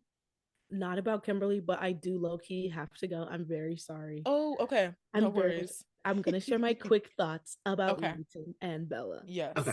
Leighton and Alicia, 10 out of 10, no notes. Leighton this season, 10 out of 10, basically no notes. I really don't have anything bad to say about her this Yeah. season. I think that she was a great friend. We loved the math nerd arc. Except the fact that it's like you stayed up all night, you didn't shower, girl, and you were in the car. So like let's unpack that, but that's disgusting. Leaving Kappa, 10 out of 10 decision. 10 out of 10 decision. Tatum sucked. I think it was nice that Leighton got to see how much she sucked looking at Tatum all the time. Like, dang, am I like this? Because this is disgusting. Yes. I liked that. I never saw them being like and whatever, because I'm like, Tatum is just not giving. Unserious once again. Bella, therapy. And that's all I have to say about that. Yes. Because she's clearly dealing with a lot of stuff, and she clearly never dealt with the season 1 shenanigans. And we're not gonna downplay it. She never dealt with the fact that she was sexually assaulted. And then basically, I think she's also probably thinking, I mean, I can't say this. I would assume that maybe they're trying to say that she's like been thinking about all this like stuff that she did to get into the Catellan. Like she's done all this stuff and now she's made this like that was a kind of a reputation for her that maybe she's now regretting and kind of trying to like act on that. Therapy. Yeah. Get therapy. And we did not have to do this. Like this did not have to happen. We could have like if it's true that she is dealing with all the stuff that happened to her before, which fair. Why would you not? That's not clear enough for people, so they just hate her. Yes. It's not clear enough that that's what's She happening. hides and lies about everything. And that's like, and the writers did not make it clear enough that that's what's going on with her, that everybody's like, she's horrible, which like, horrible things are horrible things. So I'm not excusing horrible behavior. I am saying that she's dealing with a lot of stuff. And if you're not unpacking that in the writer's room, people are just watching it like this person is the worst character ever. She sucks. Why'd you do this to her? So be better at being clear and get her some therapy for the love of God. And the dropping out, they really just threw that in. Last seconds. They just wanted some drama. Because let's be but they for got real, their season 3, so maybe it worked. I don't know. Taking a transfer student with a 1.8 GPA. Not a 1. And how is she already? I said, yo. And then it made sense because, you know, we never saw her in class with Whitney again after. No, she never showed up to biochem again. She got a 4 on the exam and never came. She was like, oh. She was not. And that was it. And yeah, so. Well, thanks for having joining me. us. I'm so sorry that I have to go. No worries. I made y'all wait for me and I was late. Anyway, I feel so bad. You're good. But yeah, we'll talk about Leighton and then I have a lot of notes for Bella, so we'll really get into that. But thank you so much for joining us, Paris. Of course, it was great. Thank you for having me. I hope I get Yes. invited to the next one, and I'll be Yes. invited to everything. Okay. Bye. Bye, Paris. So let's get into Leighton. Okay. I don't have that many notes because I feel like she's the only character who actually demonstrated They did well. growth. Yes, Yeah. and her arc was kind of, I would critique how quickly it felt like they wedged in the like women's center characters again at the end of the season, but I thought like her character arc in season 2 had like a clear direction. Like she kind of backslid on her progress that she had made by dating Tatum and like playing all these games, trying to present herself as judgmental so that Tatum would like her, but then realizes when she's interacting with the women's center folks again that that's not what she wants to be like, and that those are all like the toxic parts of her, and she gets back with Alicia. It's so maybe they could have like spread that out better across the season so that it wasn't like all towards the end there, but I really liked where we ended up with Leighton. I do want to say with like the last kind of thing that happened with her character at the Kappa event with her mom, it feels like the characterization of Leighton's mother has completely changed. Because she was They didn't show us anything in the middle. she was like terrible in season 1. She made some really bad, like some really unkind comments about Kimberly and her mom and the rest of her roommates, but she's practically unfazed by her gay daughter standing up for trans people and leaving Kappa all in one Against the episode. legacy. Yeah. Maybe it's because, remember at the beginning when she gets there, she's like, I've been doing a lot of reading about how to react in response to this. Maybe that's why, but like that's what they said it was, but that feels like a cop out. I not saying that I would have rather seen Leighton's mom be hateful or that classes people who are queer accepting don't exist, but I don't know, a little friction could have added some believable conflict and could have like shown some of why Leighton, like what reasoning Leighton had to stay in the closet so long and to not come out to her mom before she came out to her dad. I think they could have, and like we were discussing with how she would only go for like significantly older women, we could have dug into that. I hope in season 3 they do something, but it feels like they've kind of like walked back every terrible feature that they presented Leighton's mom to have, like being so elitist, the weird relationship she has with Nico. They didn't they just kind of like completely erased all of that, and her mom's just like neutral and just like says mean things about her sorority sisters now. So weird. That whole how she was literally in love with her son. Yeah, very such odd. an odd choice. Such a so odd, hard to watch choice. But yeah, I totally agree. Like I really liked her. She developed a lot, like emotionally. Yes. In terms of like actually being friends with these girls. Yeah. She's taking care of Kimberly. Yeah, like, I loved that. That was like a really nice friend moment where like we saw Leighton actually be like a nice, sweet friend who was showing up for somebody. And I really like that. That's why I'm like, me too. 10 out of 10, Leighton. You did right. Yeah, we started from the bottom. But the very bottom. It literally took me so long to like this girl. Yes. Yeah. And honestly, the payoff is worth it. But at the same time, I'm like, okay, she's back with Alicia. Nothing's ever going to top this unless this is like what we're going to be on the rest of the show. Where do we go from here? I think because she's grown at a pace that's so different from the rest of our main characters, that does leave me feeling like, okay, what's the rest of the show going to look like for Leighton? Maybe they'll focus more on her math major. I'd like to see more academic nurturing from her. That'd be cool. Yeah. Maybe her getting involved again. Like she seems to like the women's center again. Yeah, and so I they can't leave us for another half a season without seeing those characters. I missed them too much. They literally can't. Yeah, I thought especially the women's center arc, like, was so good because she like it took her really needing to get to know these people, which is the typical what happens all the time, especially with homophobic people, right? Like taking them so long to like, what am I trying to say? It takes them to actually have to meet someone and Yeah. meet people and get to know them as people for them to start understanding all of these things. And I think that played out extremely well, especially when her and Tatum fought at that place. Like she realized, wait, like I really do love these people. I'm protective of them. Yeah. You When she don't said, know "You who don't they know are." Ginger, she'll be working through this in therapy for the rest of her life." I said, love that. yeah. Yeah, stand up for your friend. Yes. Stand up. Yeah. Yeah. And she finally got to the point where it's like even before the party, she could admit that she had missed that space. Yeah. That's huge. Yeah. Yeah, I really loved what they did with Leighton's character this season. And I don't know if her last name is pronounced Zieni, Grace Zieni, but her in this role, excellent.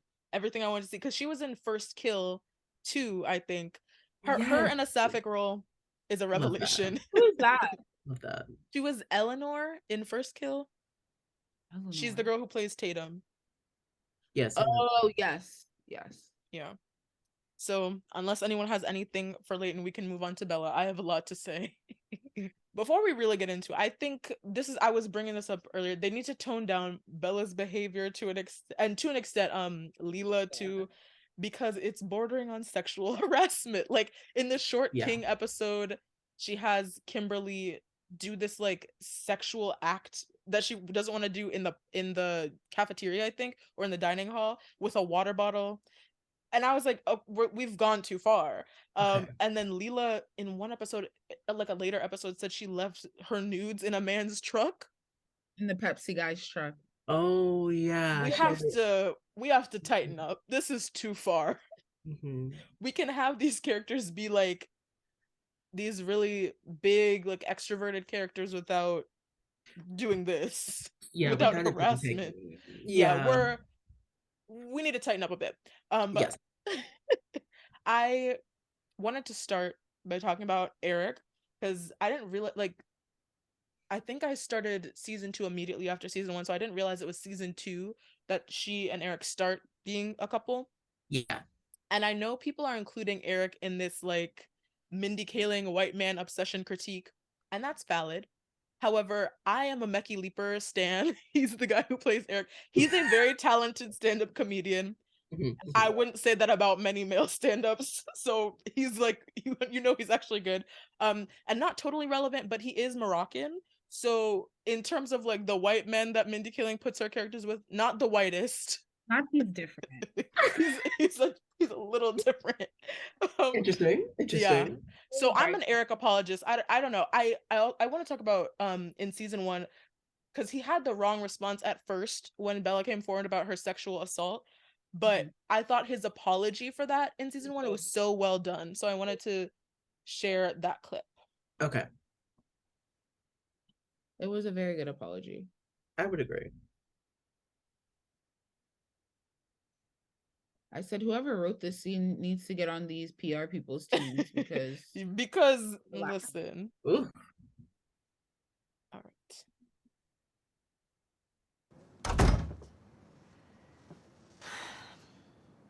Could I get a glass of water or something? No. Oh. I wrote this down so I wouldn't get it wrong. My initial reaction earlier today sucked. As an editor, and as a sometimes very awkward and thoughtless person, I'm sorry.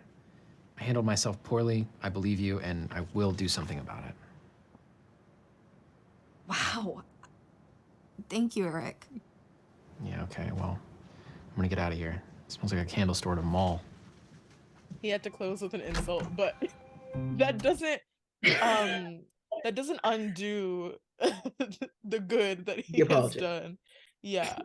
So I feel like a lot of people will say that I handled myself poorly part, but not the I will do something about it part. He said, my behavior was wrong. I'm sorry. I'm gonna do something about it. And he did. So I'm an Eric stan. Yeah. Okay, good to know. Good to know. I don't stan. Okay, that's fair. I don't stan this man. However, in the Mindy Kaling universe of white guys with Indian women leads, Yeah. He's not the worst. Oh He is no. not the worst. If anyone has seen the Mindy Project, Oh my god. he Oh could my. never be the worst. Yeah, he can never be the worst. But when they And I gave will him this, say, oh, go ahead. I said he handled that well. He was definitely an asshole in the beginning of season 1. Yeah, season 1 Absolutely. was not good.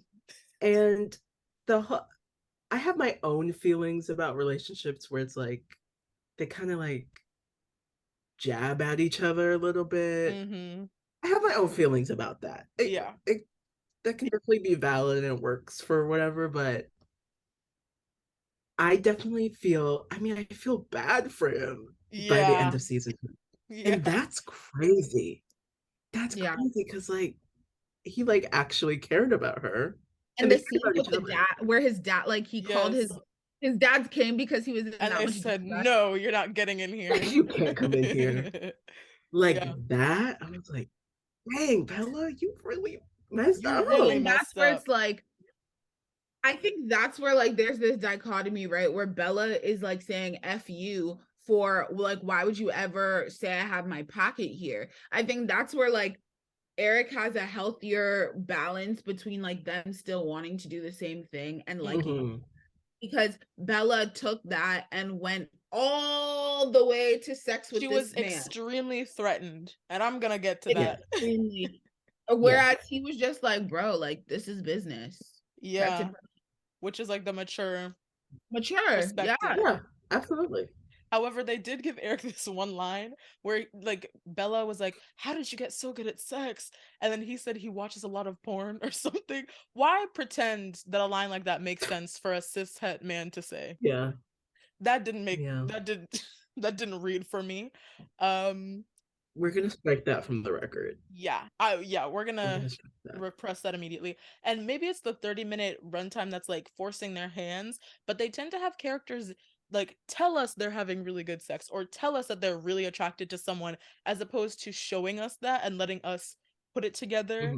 And maybe it is because like the episodes are so short, but like for example, when Whitney's biochem boy commanded that she go on a date with him and they were all talking about how much his confidence worked for them, it feels forced, because that was not my reading of that scene at all. So I feel like they're like, oh, this doesn't look good, let's make them My all reading say was that he was they were so confident. awkward. Yeah, and he was so they were awkward. like, oh, he's so confident, and I'm over here like, he's awkward as hell. So they're just That's like such a writing weird in thing these to do. these things where it's like they're telling us, oh, this relationship I'm having is so good, but we have not been given enough context to come to that conclusion ourselves. So that's a problem that I've noticed in the show. Absolutely. Anyone else have anything? So that was just like talking about Eric, but does anyone have anything that they want to say about Bella? Any rewrites they'd like to propose? I'm very happy that not necessarily a rewrite. I'm super happy that like as she was doing everything right, like the Foxy shoot, all of that stuff, as that all of that was happening, I literally said out loud, she needs to be humbled. And as she was talking to that girl who was new at the Foxy, as if she had as if she was this comedy genius person, when she's a freshman too. You didn't just get there, babe. Yeah. So that all of that made me so upset, and I literally like she handled her in a great way. I'm happy that it came out that she lied. I'm happy that the girls kicked her out of the house, because for Bella, for her character, I don't think she would have actually had to look inward unless those things didn't happen. That's, I mean, but my take is that they didn't even have to let it get to that point for Bella. So that's fair. This is my main thing with Bella this season. Over the course of season 2, Bella exhibits no growth. Like in episode 1, when they start the Foxy and they have their first meeting, she's reminded that there's time for the new writers to grow, because she has this whole thing where she's like, maybe the Catalan was right not to let women join until whatever year, and she was talking about how like the new writers suck. And then Evangeline is like, hey, they have like, they're gonna grow and learn, and that's okay. Like they don't have to start out being stellar comedians, and I really liked that.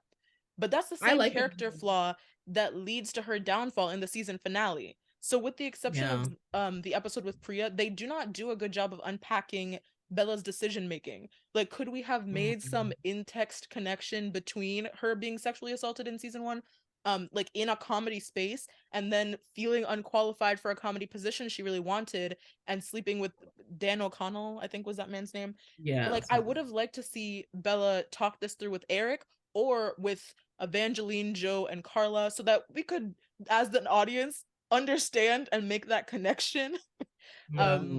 And then the whole thing with Georgia, like, that should have been an episode 1 or 2 conflict, honestly, because I feel like we solved that issue in episode 1 just for us to come back and have Bella saying the same type of stuff in the season finale. Like, it shouldn't have been something that showed up in the final episode of the 2nd season.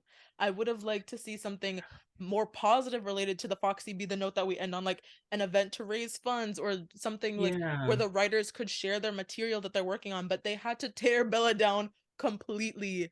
And I don't think that was necessary. Like, if we had nipped that in the bud in episode 1, that would have made more sense. And things could have like come to a head earlier in the season so that there was time for her to show she has developed as a character. But it seems like they're just interested in like dragging her through the mud to create drama. I don't know.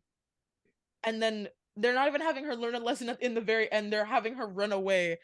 So it's like you can't even I can't really fault people for being like, oh, this is just like a bad character. They're doing a bad job of honoring her humanity in the writing. Like, they're not even making any attempts to have her defend her behavior. They're just, and I think it's realistic to have her like lie and behave selfishly because she is she's canceled by everyone. Like Eric, right. Girl, Foxy doesn't. It's a lot. It is a lot. She doesn't have, and she's not even sharing with her roommates what her plan is. So she has no support system, and that's not being addressed in the text at all. I think they're doing my girl dirty. They are. Her arc, you're right, that her arc this season was just like non-existent. It was like a dragging and not an arc. It was more like dragging through the mud. What they could do to her next.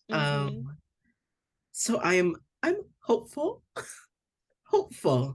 that something, if we tweet at Mindy Kaling enough, maybe. Yeah, exactly. If we make our grievances known, there will be a change, because she's a good character. I find her compelling. She's cool. I like her ambition and her drive. She's funny. Let's do something interesting with her. Right. Not just see her drag through the mud. Yeah, because I mean, considering that she's most likely a Mindy Kaling self-insert character, why would she want to see like the character that's supposed to represent her just completely destroyed like this? I'm confused. And I'm also not sure, like, so if she is gonna transfer, I just don't know what this next season's gonna hold for her. Is she like, do we think she's actually gonna do it? I don't think she's actually gonna transfer. I don't think she's gonna be able to with that GPA. Exactly. I'm like, so she's gonna be stuck and doing in her mess, literally. In her mess. Okay. Well, and maybe that's what they want for her. Yeah. But I would like to see therapy involved. It could be good, like, as long as something good comes of it, but I don't know. This is gonna be a very interesting season 3. And this just finished filming now. Oh. It just came out in November, so I don't know what they're filming. We have a year. Yeah, we have like another year to wait. But I had another thing with Bella.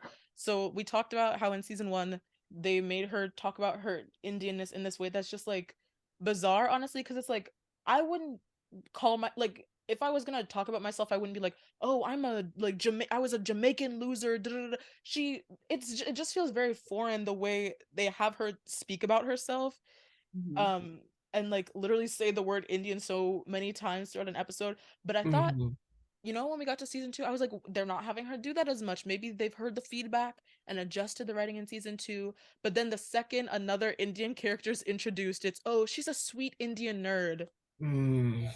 Mindy Kaling. At first, I just wanted to talk, but now I'm coming for your kneecaps because you don't learn. Why are we doing this again? Yeah, that was a And very the fact interesting that they're episode. having another Indian girl do it to her, like Yes. the Yes. reminding of And it's like like the same exact trope that they're doing with Priya. and the showing Yeah. when she showed the picture of them like when Yes. younger in the floor meeting, I was just like, oh. And while we're on the topic of Priya, I decided to look it up on IMDb, and the actress who played Priya was born in 2005.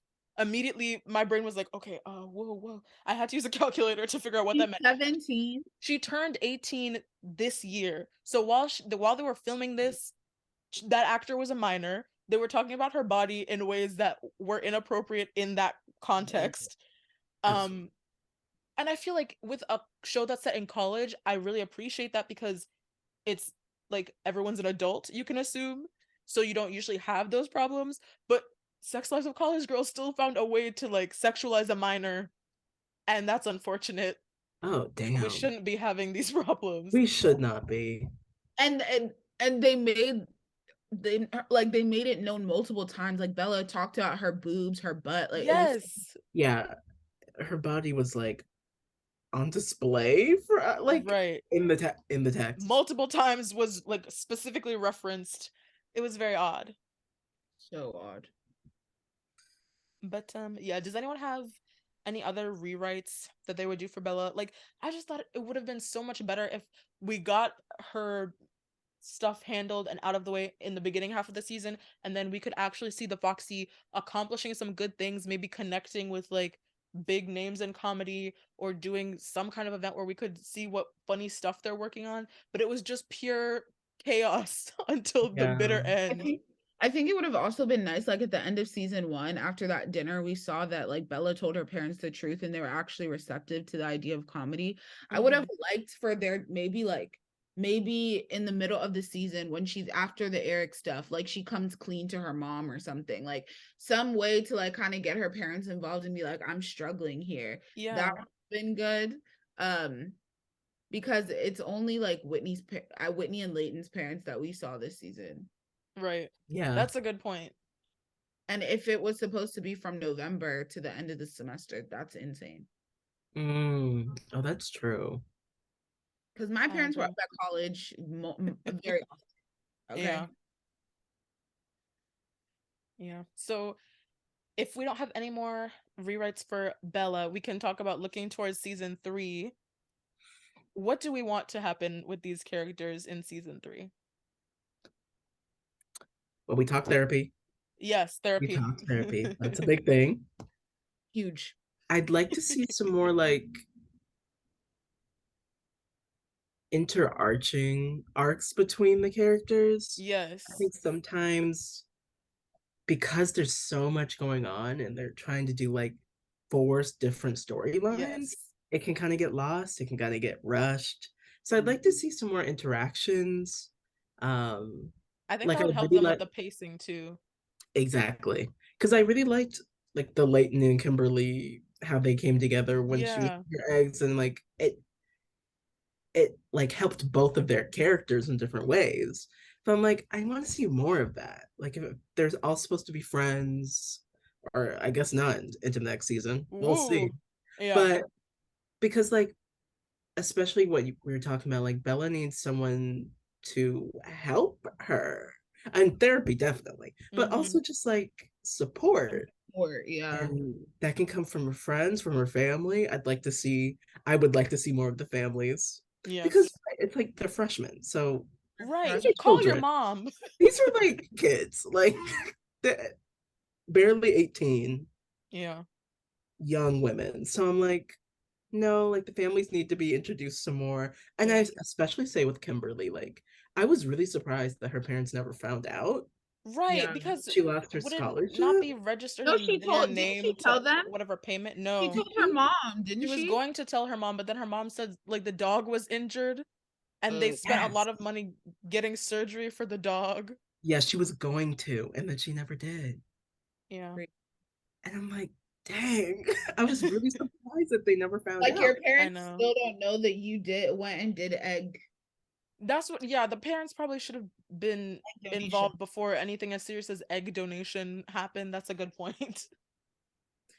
So yeah, I'd like to see some more interactions with them. I love Sherry Shepherd as Whitney's mother, so I would Yes. like to see her. I Yeah. like that we got to see her a lot this Me season. too. I loved the Union episode was so good. It was so good. I like episodes like that where it's like there's a campus issue or Yes. they have to come together to do a rally or do a fundraising thing. Like I'd like to see more of that stuff. Me too. I would like in season 3 to learn a little bit more about the side characters. Yeah. Yes. Like what I are their agree. backgrounds? Like Layla, like what is her family like? I don't know, like something other than like they just all like to have sex. Yes. That's fair. That's very fair. Which brings me to my proposal. Mindy Kaling, you need to hire me. I feel like they need an asexual character. I do. I feel like it should be Bella who meets this character. And I don't know. I feel like we just need to know that asexuality exists in the universe of this show. In the Because Sex something I Lives noticed universe. in season 1, they made some comments about like Kimberly had said her and her boyfriend were waiting or something. They made some comments about like men are always ready, because Kimberly said something like her boyfriend wasn't ready yet. They made some comments that I think need to be rectified in further seasons. So I feel like that's a good way, because you know how Bella is. I feel like she's the perfect gateway for that education to take place. I like that. I also think it would be very testing, like if hopefully it's a time when she's in therapy. Like I think it'd be really testing to meet someone who doesn't want to have sex with her, and in a way where it's like it's about you, it's about me. I was thinking more like a friend character, like another girl who maybe looks like me, another girl who's like really This cool. girl just wants to be tagged in the show. Another girl who's like sitting in front of the couch right now. Yeah, wearing a I straight just shirt. feel like Maybe with Mara.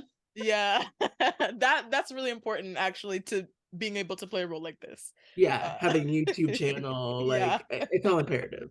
Yes. And honestly, I feel like it could also be a cool angle if they want to delve deeper into the side characters, for the ace character to have like a Grace and Frankie like side business going on. Like maybe she's an influencer, she has like coupon codes to love that. Adam and Eve or something. Like I feel like that would be just excellent. That's incredible.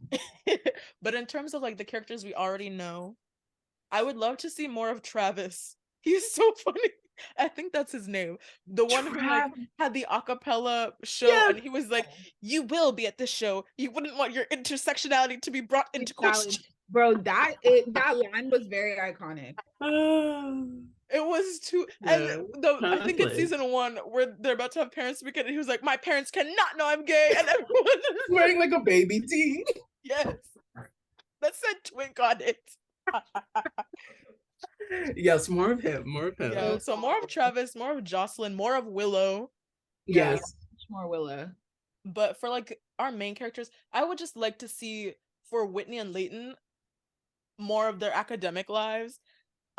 With Leighton, because it seems like her romantic life is settled. With Whitney, I just don't want her to make too many rash decisions. I would like to see her parents' reaction to Alicia. Yes, I would like to see the last time they were talking, the dad thought they were dating Tatum. Yes, I want to know if there's gonna be fallout from that, because their dads were friends. That would be interesting to see. Yeah, maybe.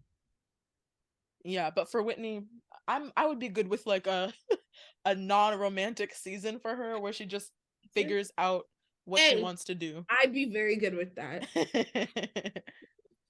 Because they put my girl through the ringer. They're hurting her. Yeah. Every day. For Kimberly, I guess we're gonna see Kimberly and Kanan. I don't know what I want to see happen with their relationship, but I feel like either way, Kimberly is gonna be corny. I don't know how I feel about this. Really don't. I guess I'm just gonna have to wait and see, because I'm not convinced. I don't know. I just don't know. Yeah. In terms of Kanan, I would like his family to come in. Like I would love to meet him. That would be fun. And I want some clarification on like what year is he in, because he and Kimberly were in the same econ class, but it seems like he's at least a sophomore. Yeah.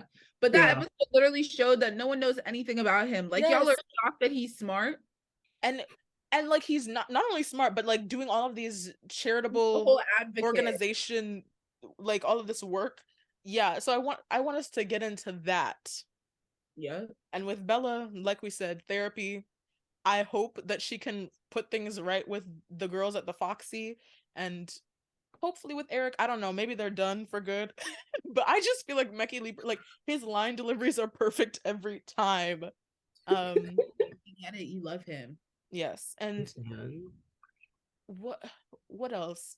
Yeah, I want her to make things right with the girls at the Foxy, and hopefully we can see that magazine succeed in some tangible way, because like finally one good thing happened to them with the magazine wanting to cover them, and Bella just allowed them to make it all about her. Wrong move, girl. But and then go ahead. And then lie about it. It was so yeah. And then get caught. I like no matter what, I'ma stand beside her, but she's making it tough. She's making it hard. She's dragging your name through the mud, girl. Yeah. But I don't think I have anything else. I feel like we covered everything. And season 3, they better come correct, because I can't be doing this again. The swirl agenda was Not too again. strong. Not again. Yeah. Amen. Thank you. Thank you so much to my guests. This was so much fun, and I don't know what show we're gonna be doing next. I'll announce that at some point, but I would love to have you both back. This was a great time. Thank you again for joining. Oh, maybe you're onto something. Because we do have thoughts on Downton Abbey. We're watching Downton Abbey right now. I have never watched. I have to get into it. It's unpopular opinion. It's good. The writing on that show is so A1. And it's even better because they're British. Like Whitney's a Love Island fan, so she's biased towards the British. Boo. Okay. I'm pro Ireland. So. I never said that. There are Irish people on Love Island. 1, 2. I never said I was pro Britain. I'm pro British acting. Okay. Pro British acting. That's fair. But for everyone watching at home, thank you so much. Like, comment, share, subscribe, and I will see you in the next one. Bye. Bye.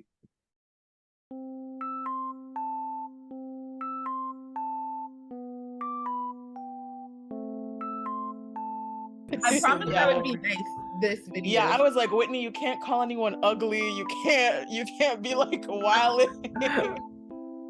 Because I know how you like to do. And your followers have already seen me unedited though. No, that was edited. Oh. That was edited. And the smiling, like the smiling I could not get over. They always everybody's you guys always look so damn happy and you're not happy. I'm like, you hate it here. Really. You live next to a cornfield. And the harvest season is over, so now the field is just of dirt. And they don't think that they're racist. It's really interesting. The Midwest is an interesting dynamic. They don't think they're racist because they think the South is racist, and they're like, I'm not like that, but it's like, you are actually. Just bail. It's the same thing. Just bail. It's just bailed with passive aggression and not getting to the point. Yes. Anyway. Not us coming up with a thesis about the racism of the Midwest. And you should keep this all in, by the way. Yeah, it only took 3 minutes. The audience has to know. The quickest thesis you've ever seen. We must have gone to like a great high school or something. It's almost as if we all share a similar experience. Maybe like a traumatic event or like a traumatic high school. It's like anyway. All in high school in Trump era. No, that's crazy for y'all. I'm sorry. Oh yeah, you guys did graduate. We were out of there, luckily. Things were ramping up though. They were. Race wars. We sure were. Fighting every damn day. Fighting camera every damn day. God. I mean, I can't imagine with y'all. We had a few popping up, but it wasn't like that. It wasn't like that. Yeah. Let's try and wrap this up by 4 for us. So say your things quickly. See, this is what I'm talking about. I can't bring you anywhere. This is my channel. That's the only There'll time be I no go coming out in. of turn. You're being really good.